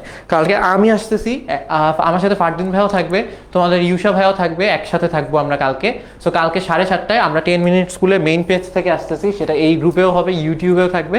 সো তোমরা নিজেরা ক্লাসটা করো, ফ্রেন্ডদেরকে জানাই দিও কালকের ক্লাস অ্যাকচুয়ালি হবেটা কি, এফআরএল এ হবেটা কি। কালকের ক্লাসে হচ্ছে ফার্স্ট পেপারে যত এমসিকিউ আছে সবগুলো এমসিকিউ দেখাই দিব, ঠিক আছে? রাত 6টায় বাজুক, রাত 6টায় বাজুক, যে এমসিকিউগুলো ইম্পর্টেন্ট সবগুলো এমসিকিউ দেখাই দিব। হতে পারে রাত অনেক বাজে গেছে, কিছু করার নাই। রাত 7:30টা থেকে, মানে সরি সন্ধ্যা 7:30টা থেকে আনলিমিটেড। সো সবাই চলে এসো, ফ্রেন্ডদেরকে নিয়ে এসো, কাদেরকে নিয়ে আসতে হবে আইনো। এমসিকিউ কিন্তু খুব ইম্পর্টেন্ট, যদি এমসিকিউ কমন পাইতে চাও কালকে ক্লাসটা করো, খুব খুব খুব জরুরি, ঠিক আছে? মেইন পেজ থেকে আসতেছি আমরা, ওকে? আচ্ছা, এরপর বলছে বি ও ডি মৌলের ইলেকট্রন আসক্তি তুলনামূলক ব্যাখ্যা দেওয়া আছে, এটা তো বলছি, শেষ। সি এর ইলেকট্রন আসক্তি তোমরা পড়ে নিও, আয়নীকরণ শক্তি, এগুলো আর পড়ানোর কোনো কারণ দেখতেছি না, ছোটবেলা থেকে পড়তেছো, একদম ছোটবেলা থেকে পড়তেছো, বুঝছো? ঠিক আছে। সো এ অপেক্ষা বি এর আয়নীকরণ বিভব বেশি কেন ব্যাখ্যা করো, নিজেরা ব্যাখ্যা করে নিও। জাস্ট একটু এই আচ্ছা, এই উদ্দীপকটা একটু বোঝানোর ব্যাপার আছে। এই উদ্দীপকটা কি মিন করতেছে একটু দেখো। এই উদ্দীপকটা খুব সম্ভবত শেষ শক্তি স্তরের ইলেকট্রন মিন করতেছে, ঠিক আছে? শেষ শক্তি স্তরে দেখো, শেষ শক্তি স্তরের অবস্থা কেমন। শেষ উপশক্তি স্তরটা এখানে দেখাইছে, শেষ উপশক্তি স্তর হচ্ছে 4 নাম্বার, অ্যান্ড সেখানে এল হচ্ছে 0, তার মানে এটা হচ্ছে এস, ঠিক আছে? L0 হলে M0ই হয়, এস হইলে এটা দেখার কোনো দরকার নাই। আর সেখানে তার মানে এটা কি 4s শুধু প্লাস হাফ আছে, মানে 4s1, এটা কি 4s1, আগের বাকি সবকিছু যেমন ছিল তেমনই আছে। 4s1 কি বলো তো, দেখি কেমন পারো। 4s1 কি জানো? জানা উচিত তো, তাই না? Potassium, right? 4s1 কি? পটাশিয়াম, ওকে? আর এর পরেরটা কি? 3s1, এই একই সব কিছু, তাহলে একটা হচ্ছে 3s1, তাহলে এটা যদি পটাশিয়াম হয়, এটা কি? পটাশিয়ামের উপরেরটা সোডিয়াম। বলছে কোনটার আয়নীকরণ বিভব বেশি, এগুলা কি বলার দরকার আছে? এখানে জাস্ট তোমাকে হচ্ছে উদ্দীপক দিয়ে প্যারা দিতে চাইছে, কিন্তু আমি তো জানি তোমরা উদ্দীপক নিয়ে প্যারা খাবা না। এখানে তড়িৎ ঋণাত্মকতার ক্রম নিয়ে কথা বলতে বলছে, কার কার? এক্স, এ, বি, সি, ABC এর তড়িৎ ঋণাত্মকতার ক্রম নিয়ে কথা বলতে বলছে, তৃতীয়, চতুর্থ, পঞ্চম। সো 17 নম্বর গ্রুপে তোমার হচ্ছে হ্যালোজেনগুলো তড়িৎ ঋণাত্মকতা উপর থেকে নিচে বাড়ে না কমে সেটা বলে দিবা, ঠিক আছে? গলনাঙ্ক, স্ফুটনাঙ্ক দেখো, এখানে বলছে সি, ডি, ই, এফ ও জি বিন্দুর ক্রম পরিবর্তনের কারণ ব্যাখ্যা করো। সি, ডি, ই, এফ, জি, আচ্ছা ঠিক আছে। তাহলে এখানে হচ্ছে কিভাবে বুঝবো কোনটা কি? পারমাণবিক সংখ্যা, কিন্তু কিছু তো দেয়া নাই পারমাণবিক সংখ্যা। আয় হায়, এখানে পারমাণবিক সংখ্যা লেখা নাই কেন? আমি কিভাবে ধরবো? আমি কি এটাকে 11 ধরে নিব? তো এটা যদি আমি এটাকে 11 ধরে নিই, aluminium, silicon, phosphorus, sulphur, chlorine, argon, এই তো। সো ধরে নিছি, কিছু দেয়া নাই, আমি কি করব? সো এখানে হচ্ছে তোমাকে কার কার, তোমাকে হচ্ছে অ্যালুমিনিয়াম, সিলিকন, ফসফরাস, সালফার আর হচ্ছে ক্লোরিনের কি এটা গলনাঙ্কের ক্রম ব্যাখ্যা করতে বলছে। গলনাঙ্ক বহুতবার পড়ছো, বহুতবার ক্লাসে পড়াইছি, একবার দেখে নিও জাস্ট গলনাঙ্ক কিভাবে হয়। এই একই জিনিস আসে, একই পর্যায়ে গলনাঙ্কের যে ক্রমটা চেঞ্জ হয় সেটা একটু দেখে নিবা, ঠিক আছে? এটা কত নাম্বার পর্যায়ে? এটা হচ্ছে 3 নাম্বার পর্যায়ে। সো তোমার কাজ হচ্ছে 3 নাম্বার পর্যায়ে আর 4 নাম্বার পর্যায়ে এই দুইটা গলনাঙ্কের ক্রমটা একটু দেখে নেওয়া। 4 নাম্বার পর্যায়ে সবগুলা না, অ্যাটলিস্ট জিঙ্ক পর্যন্ত গলনাঙ্কের ক্রমটা দেখে নিবা, ঠিক আছে? আচ্ছা, এরপর হচ্ছে গিয়ে তৃতীয় পর্যায়ের জন্য এগেইন স্ফুটনাঙ্কের ক্রম, গলনাঙ্ক, স্ফুটনাঙ্কের ক্রম, এগুলো বহুতবার পড়ানো হয়েছে। প্রশ্নটা উদ্দীপকটা অনেক সহজ। সো আমার মনে হয় এখানে আমার ভ্যালু অ্যাড করার মতো কিছু নাই। উদ্দীপকে ই অপেক্ষা ডি এর আয়নীকরণ বিভব বেশি কেন? ইজি।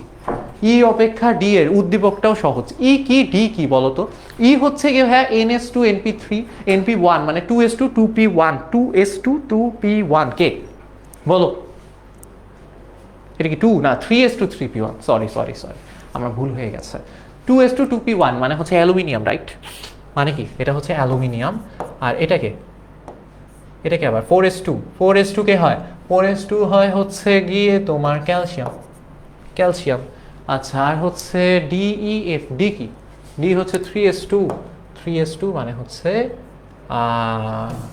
মনে পড়ে না কেন, ম্যাগনেসিয়াম, অ্যালুমিনিয়াম, ক্যালসিয়াম। সো এখন তোমাকে বলছে যে ই অপেক্ষা ডি এর আয়নীকরণ বিভব বেশি কেন? ই কি? ই হচ্ছে অ্যালুমিনিয়াম, আর হচ্ছে ডি হচ্ছে magnesium.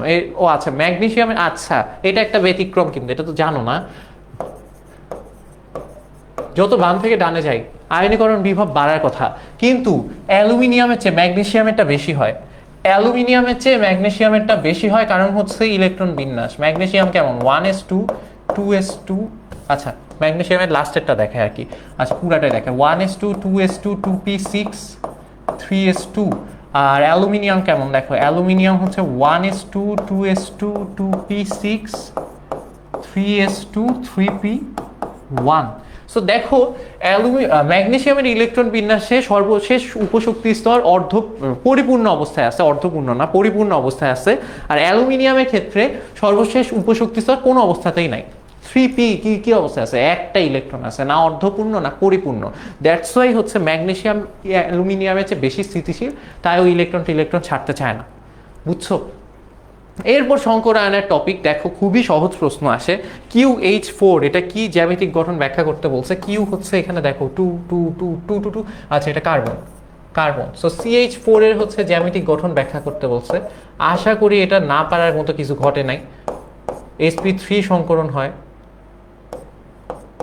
Hydrogen hydrogen hydrogen hydrogen, sp3 সংকরায়ন হয়। সো তোমার হচ্ছে জাস্ট সংকরায়নের গঠনটা দেখাই দিতে হবে, আমি একটু তারপরেও দেখাই দিই।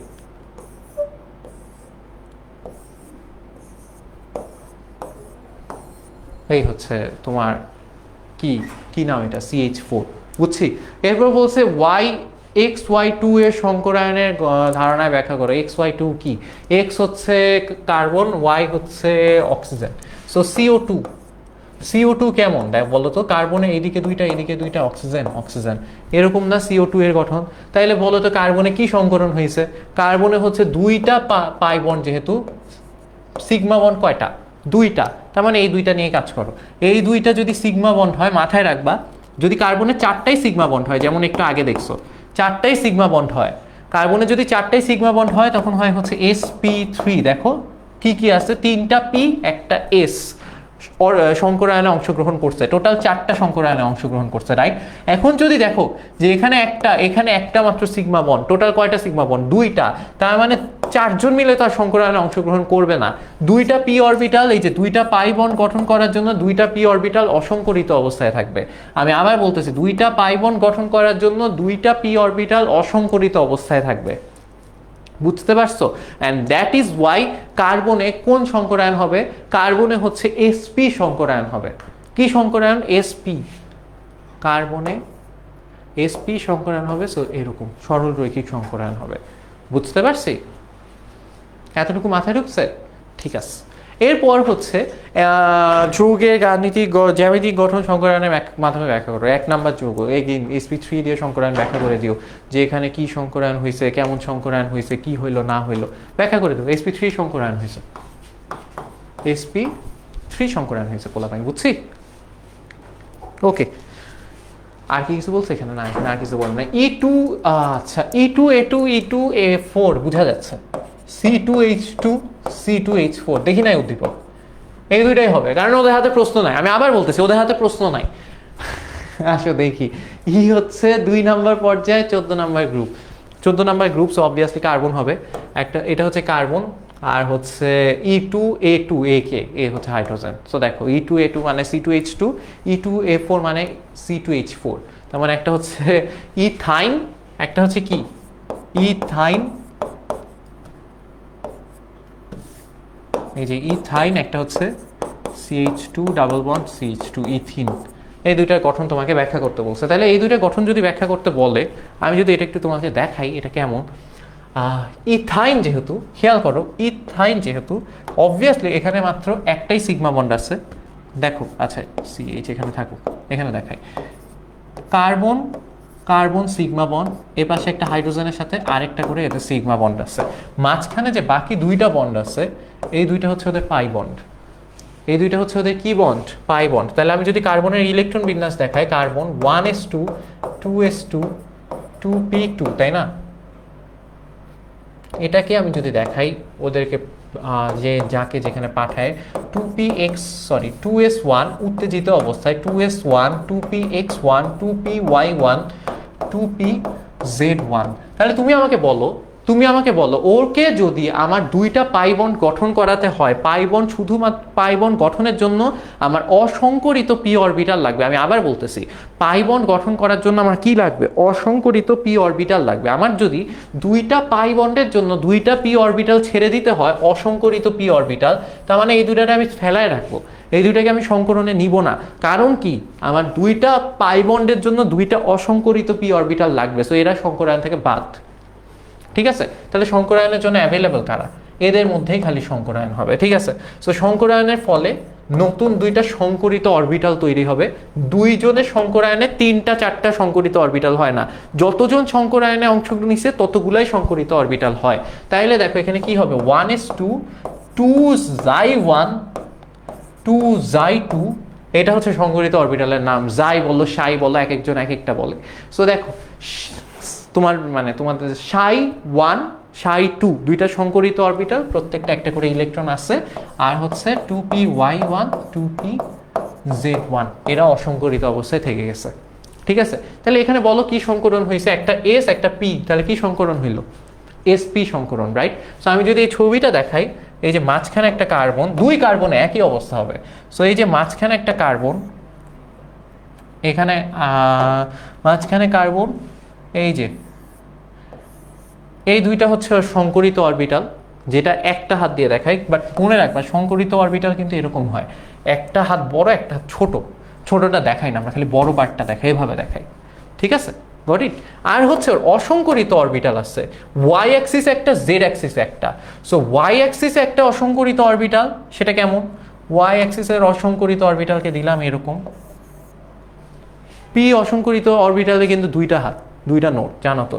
আর হচ্ছে একটা জেড লাগবে আমার, তাই না?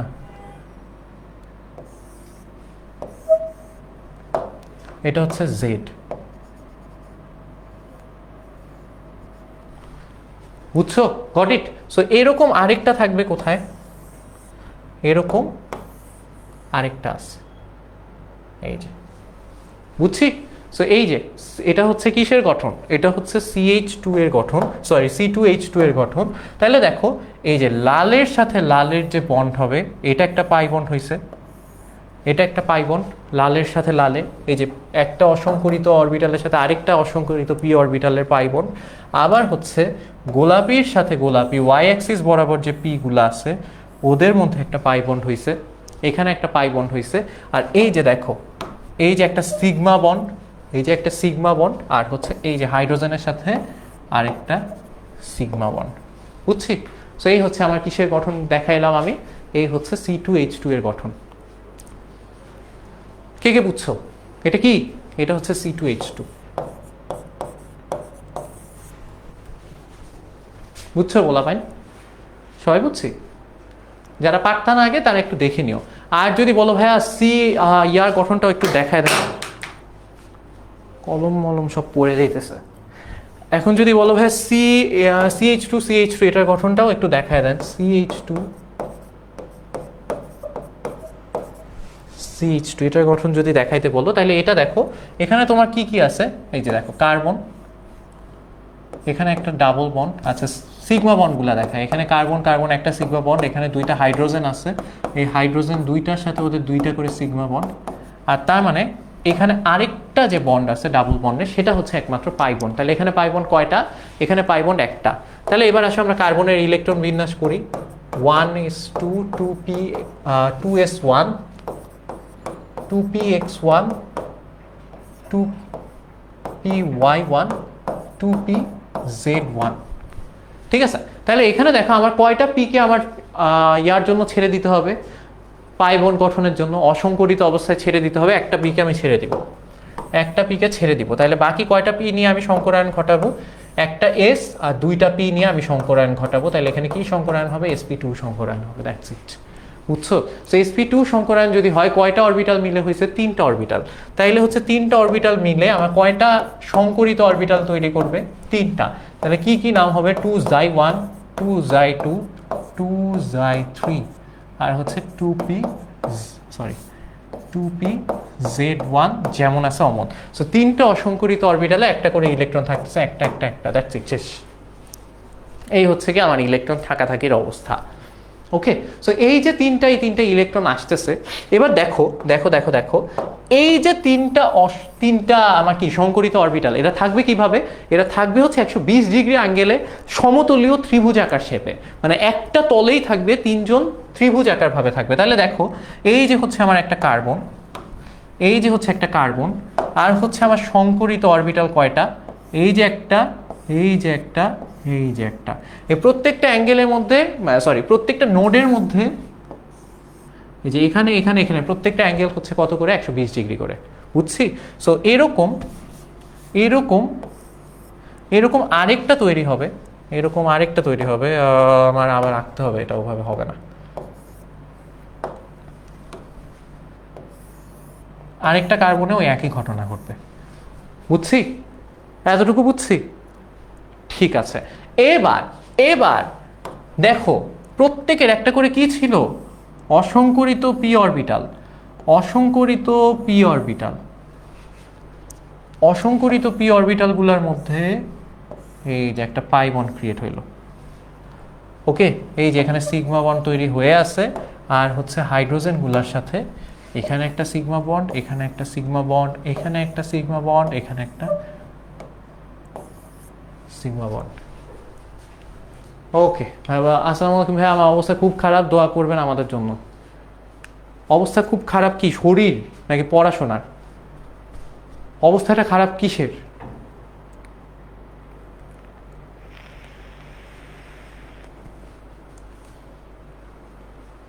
এতটুকু বুঝছো সবাই? ওকে, এবার বলছে এম ও ডি মৌলদ্বয়ের হাইড্রাইডের বন্ধন কোণের ভিন্নতার কারণ বিশ্লেষণ করো। আচ্ছা, সো এই যে হাইড্রাইড গঠন নিয়ে এখানে বলা হয়েছে, এরপর কি আমি কি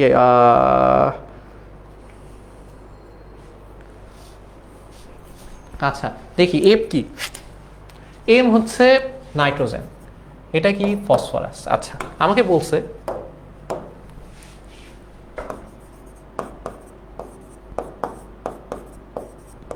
এই দুইটার বন্ধন কোণের ভিন্নতার কারণ বিশ্লেষণ করতে। একটু খেয়াল করো,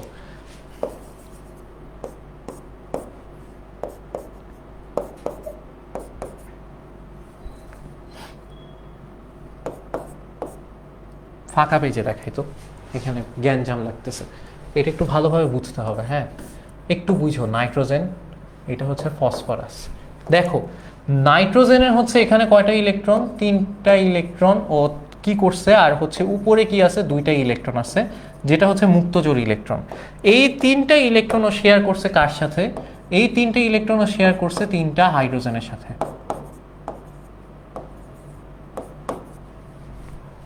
তিনটা কার সাথে? হাইড্রোজেনের সাথে। On the other hand phosphorus কি করছে? ফসফরাস হচ্ছে ওই একই কাজ করছে, তিনটা ইলেকট্রন শেয়ার করছে। অন দ্য আদার হ্যান্ড বলা উচিত হয় নাই, ভুল ইংলিশ প্রয়োগ, যাই হোক এই কাহিনী করছে।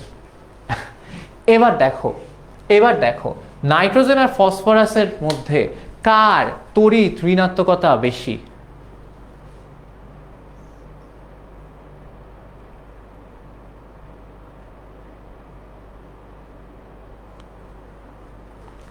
নাইট্রোজেন আর ফসফরাসের মধ্যে কার তড়িৎ ঋণাত্মকতা বেশি বলো তো?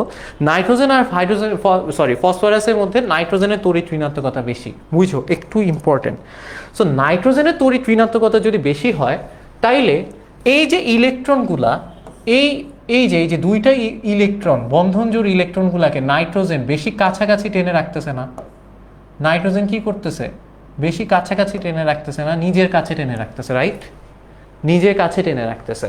আর ফসফরাস কিন্তু অত একটা কাছে টেনে রাখতেছে না, ফসফরাস থেকে ভালোই দূরে আছে, ভালোই দূরে আছে।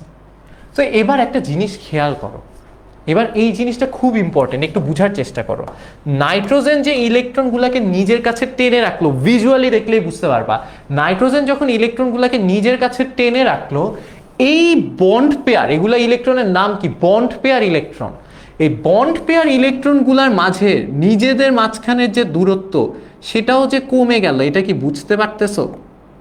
এটা কি বুঝতে পারতেছো? নাইট্রোজেন ওদেরকে নিজের কাছে টান দিচ্ছে, বাট এটার কারণে ওদের নিজেদের মাঝখানে দূরত্বই কমে গেছে। তাই না? আর হচ্ছে এখানে দেখো ফসফরাস যেহেতু নিজের কাছে টেনে রাখে নাই, এদের মাঝখানে দূরত্ব ভালোই আছে। এতটুকু বুঝো নাকি বলো?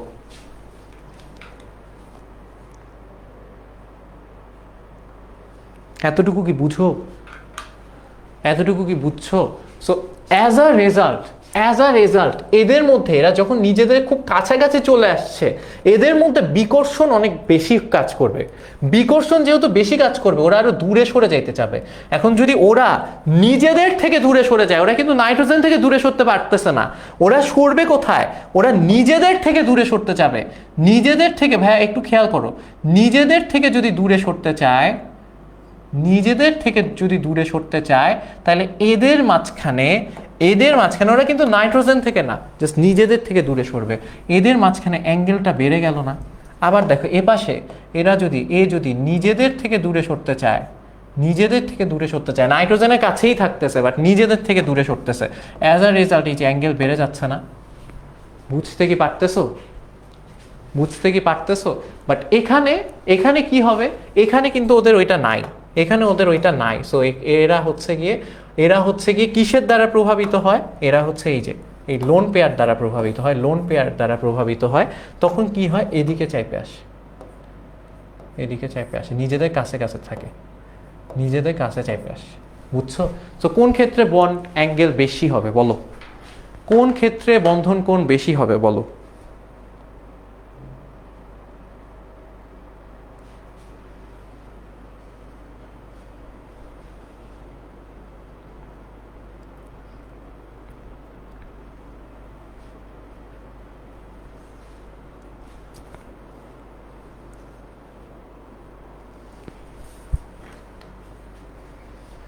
কোন ক্ষেত্রে বন্ধন কোণ বেশি হবে? এই ক্ষেত্রে বন্ধন কোণ বেশি হবে, কারণ ওরা এই যে অল্প জায়গায় দূরে সরতে যায় বন্ধন কোণ বাড়ায় ফেলতেছে, বাট ওরা তো নিজেদের থেকে দূরেই আছে। দূরেই আছে, বরঞ্চ ওরা এই যে লোন পেয়ারের বিকর্ষণের প্রভাবে একটু কাছাকাছি আসলেও প্যারা নেই। ওরা যদি কাছাকাছিও চলে আসে তাও সেম ডিস্টেন্সই মেনটেন হচ্ছে। দেখো হবে ভাইয়া, বুঝো নাই। একজন বলছে ভাইয়া নাইট্রোজেনের তো লোন পেয়ার আছে, বিকর্ষণ হবে না? হবে। এখানেও লোন পেয়ার আছে, বিকর্ষণ হবে। এখানেও লোন পেয়ার আছে, বিকর্ষণ হবে। বাট এখানে যখন বন্ড পেয়ার গুলো কাছে চলে আসতেছে, বেশি কাছে চলে আসতেছে ওরা, কারণ ওরা নাইট্রোজেনের একদম কাছে চলে আসছে, অ্যাজ আ রেজাল্ট এই বন্ড পেয়ার গুলার মধ্যে যে বিকর্ষণ, দেখো ফার্স্টে হচ্ছে লোন পেয়ার আর বন্ড পেয়ারের বিকর্ষণ সবচেয়ে বেশি, তারপর হচ্ছে বন্ড পেয়ারের বিকর্ষণ, তারপর হচ্ছে গিয়ে তোমার এতটুকুই জানো। সো লোন পেয়ার বন্ড পেয়ারের বিকর্ষণ সবচেয়ে বেশি, তারপর হচ্ছে গিয়ে তোমার বন্ড পেয়ারের বিকর্ষণ। সো লোন পেয়ার বন্ড পেয়ারের বিকর্ষণ বেশি, আই গেট ইট। সেটা হচ্ছে লোন পেয়ার হচ্ছে এদেরকে ঠেলতেছে, এটাও ঠিক আছে। সবচেয়ে বেশি হচ্ছে লোন পেয়ার বিকর্ষণ। তাহলে দেখো লোন পেয়ার এদেরকে ঠেলতেছে, সেটা ঠিক আছে, বাট এইখানে তো বন্ড পেয়ার বিকর্ষণটাও অ্যাক্টিভ হচ্ছে, যেটা এখানে হচ্ছে না, কারণ ওরা অত কাছে নাই। এটা কি বুঝতে পারছো ফাহমিদা?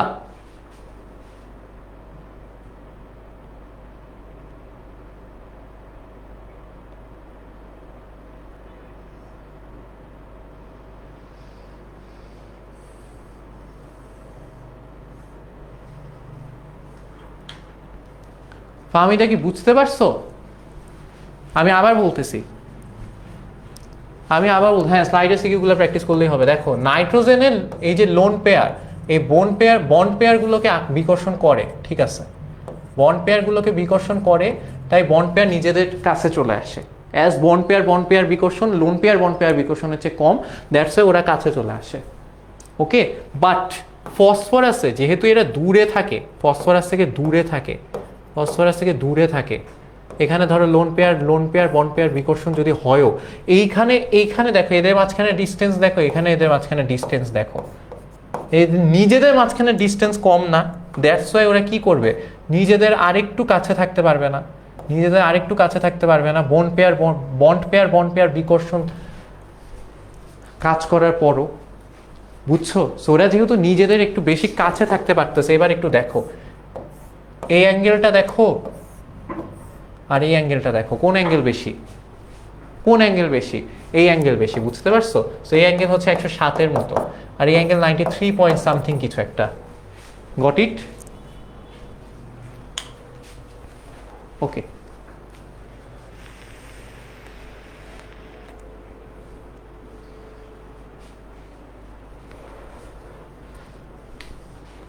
বলছে উদ্দীপকে এক্স ও ওয়াই এর সংকরায়নের ভিন্নতা বিদ্যমান। এক্স কি? এক্স হচ্ছে ক্লোরিন না, এটা কে? এক্স কে? ক্লোরিন না, অ্যালুমিনিয়াম। এক্স হচ্ছে অ্যালুমিনিয়াম। আর হচ্ছে এ কি? এ হচ্ছে হাইড্রোজেন। আর বি কি? ক্লোরিন। আর কি কাকে লাগবে? ওয়াই কে লাগবে। ওয়াই হচ্ছে নাইট্রোজেন। ওয়াই হচ্ছে নাইট্রোজেন। তার মানে ওয়াই এর সাথে এক্স এর সাথে বি মানে অ্যালুমিনিয়ামের সাথে ক্লোরিন। আচ্ছা, AlCl3 আর হচ্ছে NH3, এই দুইটা সংকরায়নের ভিন্নতা আছে অবভিয়াসলি। এটা sp3 সংকরায়ন, এটা sp2 সংকরায়ন। আশা করি এটা পারবা। এই সংকরায়নের ভিন্নতা এটা আশা করি তোমরা পারবা। ঠিক আছে, এটা একটু দেখায় দিও। ওকে, আচ্ছা। এরপর হচ্ছে হাইড্রোজেন বন্ধন আর ভ্যান ডার ওয়ালস বল, এগুলা নিয়ে পানির অণুতে হাইড্রোজেন বন্ধন উদ্দীপকের ডট চিহ্ন দিয়ে দ্রাব্যতাকে কিভাবে প্রভাবিত করে ব্যাখ্যা করো। সো এই যে ডট চিহ্নগুলা, এগুলাই হাইড্রোজেন বন্ধন। অক্সিজেন, নেগেটিভ অক্সিজেন, আংশিক নেগেটিভ আর ডেল্টা প্লাস হাইড্রোজেনের মধ্যে যে বন্ধন সৃষ্টি হয় সেটাই হচ্ছে হাইড্রোজেন বন্ধন। এটা আমরা সবাই জানি। সো এই হচ্ছে গিয়ে হাইড্রোজেন বন্ধন, সহজ। এরপর হচ্ছে গিয়ে তোমার কর্মমুখী রসায়ন থেকে একটা জিনিসই আসে, তোমরা জানো কি আসে। কর্মমুখী রসায়ন থেকে এখানে হচ্ছে ক নাম্বার আছে, এরপর খ নাম্বার আছে, সবই আছে। এরপর হচ্ছে গিয়ে খাদ্যের নিরাপত্তা নিয়ে 2022 সালে আসছিল যে খাদ্য নিরাপত্তা নিশ্চিত করতে বিষয়টি গুরুত্বপূর্ণ, খাদ্যের পর্যাপ্ততা। দেখো, এটা তুমি চাইলে বুঝে একদম একদম লিখে দিতে পারো খাদ্যের পর্যাপ্ততা কেন প্রয়োজন, বাট একটু পড়ে যায়।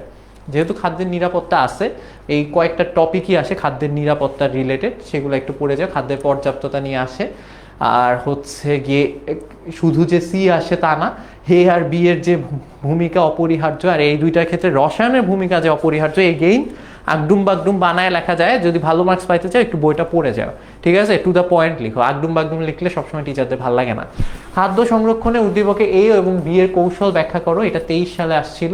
খাদ্য সংরক্ষণে এ হচ্ছে তোমার কি বানায়, বি থেকে কি হয়, আখের রস থেকে সাদা দানা, সমুদ্রের পানি থেকেও সাদা দানা, একটা হচ্ছে লবণ, একটা হচ্ছে চিনি। বলছে এই দুইটার কৌশল ব্যাখ্যা করো, সেটা একটু ব্যাখ্যা করে ফেললো।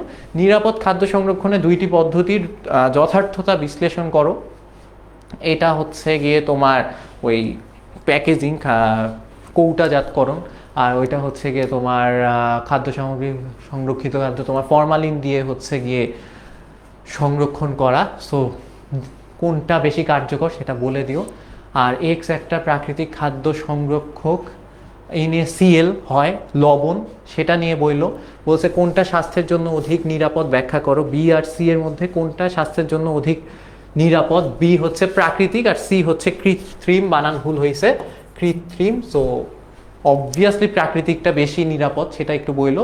আর হচ্ছে তোমার সংরক্ষক হিসাবে কোনো পার্শ্ব প্রতিক্রিয়া আছে নাকি তোমার যে উদ্দীপক 2 এর পদার্থগুলোর। আচ্ছা, এখানে কার কার সংরক্ষক হিসাবে পার্শ্ব প্রতিক্রিয়া আছে সেগুলো একটু বইলো। এই যে NaCl লবণ, তারপর C6H12O6, তারপর হচ্ছে CH3COOH মানে ভিনেগার, এগুলো হচ্ছে গিয়ে তোমার খাদ্য সংরক্ষক হিসাবে পার্শ্ব প্রতিক্রিয়া আছে নাকি সেটা বললো। অ্যান্ড সবচেয়ে ইম্পর্টেন্ট, যেটা বহুতবার আসছে, বারবার আসে, আসবেই, সেটা হচ্ছে ভিনেগার। ভিনেগার একটু পড়ো, ভিনেগার থেকে কিভাবে কি হয়, ভিনেগার কিভাবে তৈরি হয়, ভিনেগার থেকে কিভাবে খাদ্য সংরক্ষণ করে। জাস্ট একটা জিনিসই আছে, কিভাবে আখের রস থেকে বানায়, মানে কিভাবে হচ্ছে গিয়ে উৎপাদন পদ্ধতি, আখের রস থেকে কিভাবে বানায়, আর হচ্ছে গিয়ে এটা খাদ্য সংরক্ষণ করে কিভাবে। দ্যাটস ইট, সহজ। একই জিনিস, ভিনেগার কিভাবে বানায় আর খাদ্য সংরক্ষণ করে কিভাবে। একই জিনিস একই জিনিস একই জিনিস, আসতেছেই আসতেছেই আসতেছে। ঠিক আছে, খাদ্য সংরক্ষক হিসাবে ভূমিকা আর বানায় কিভাবে, দ্যাটস ইট। একটু পড়ে ফেললো, তাহলে আশা করি তোমরা পেরে যাবা। বুঝতে পারছো? সো আশা করি তোমাদের সিকিউ এনাফ কমন পাবা যদি এই কয়েকটা সিকিউ করো। চ্যাপ্টার কি থেকে, চ্যাপ্টার 3 আর 5 থেকে। আশা করি এর বাইরে সিকিউ আসার কথা না, তারপরও একটু বইলো যদি আসে। ওকে, আসে একটু প্র্যাকটিস করো বাকি যেগুলো আছে, বাট এখানে এই কয়েকটা টপিক থেকেই সিকিউ আসছে। সিকিউ যদি প্র্যাকটিস করতে হয় এই কয়েকটা টপিক থেকে পড়ো। আর MCQ এর জন্য কোন কোন টপিক ইম্পর্টেন্ট সেগুলো হচ্ছে লাস্ট দিন আমরা কবে দেখা দেবো, কালকে। ঠিক আছে, কালকে 7:30টায় তোমাদের সাথে MCQ নিয়ে দেখা হবে। সো সেই পর্যন্ত সবাই ভালো থাকো, পরীক্ষার মধ্যে সুস্থ থাকো, আল্লাহর ওয়াস্তে প্লিজ অসুস্থ হয়ে যাও না, এখন অসুস্থ হওয়া কোনো কাজের কথা হবে না। সো ভালোভাবে পড়ো, সুস্থ থাকো, কালকে দেখা হবে 7:30টায়। আল্লাহ হাফেজ।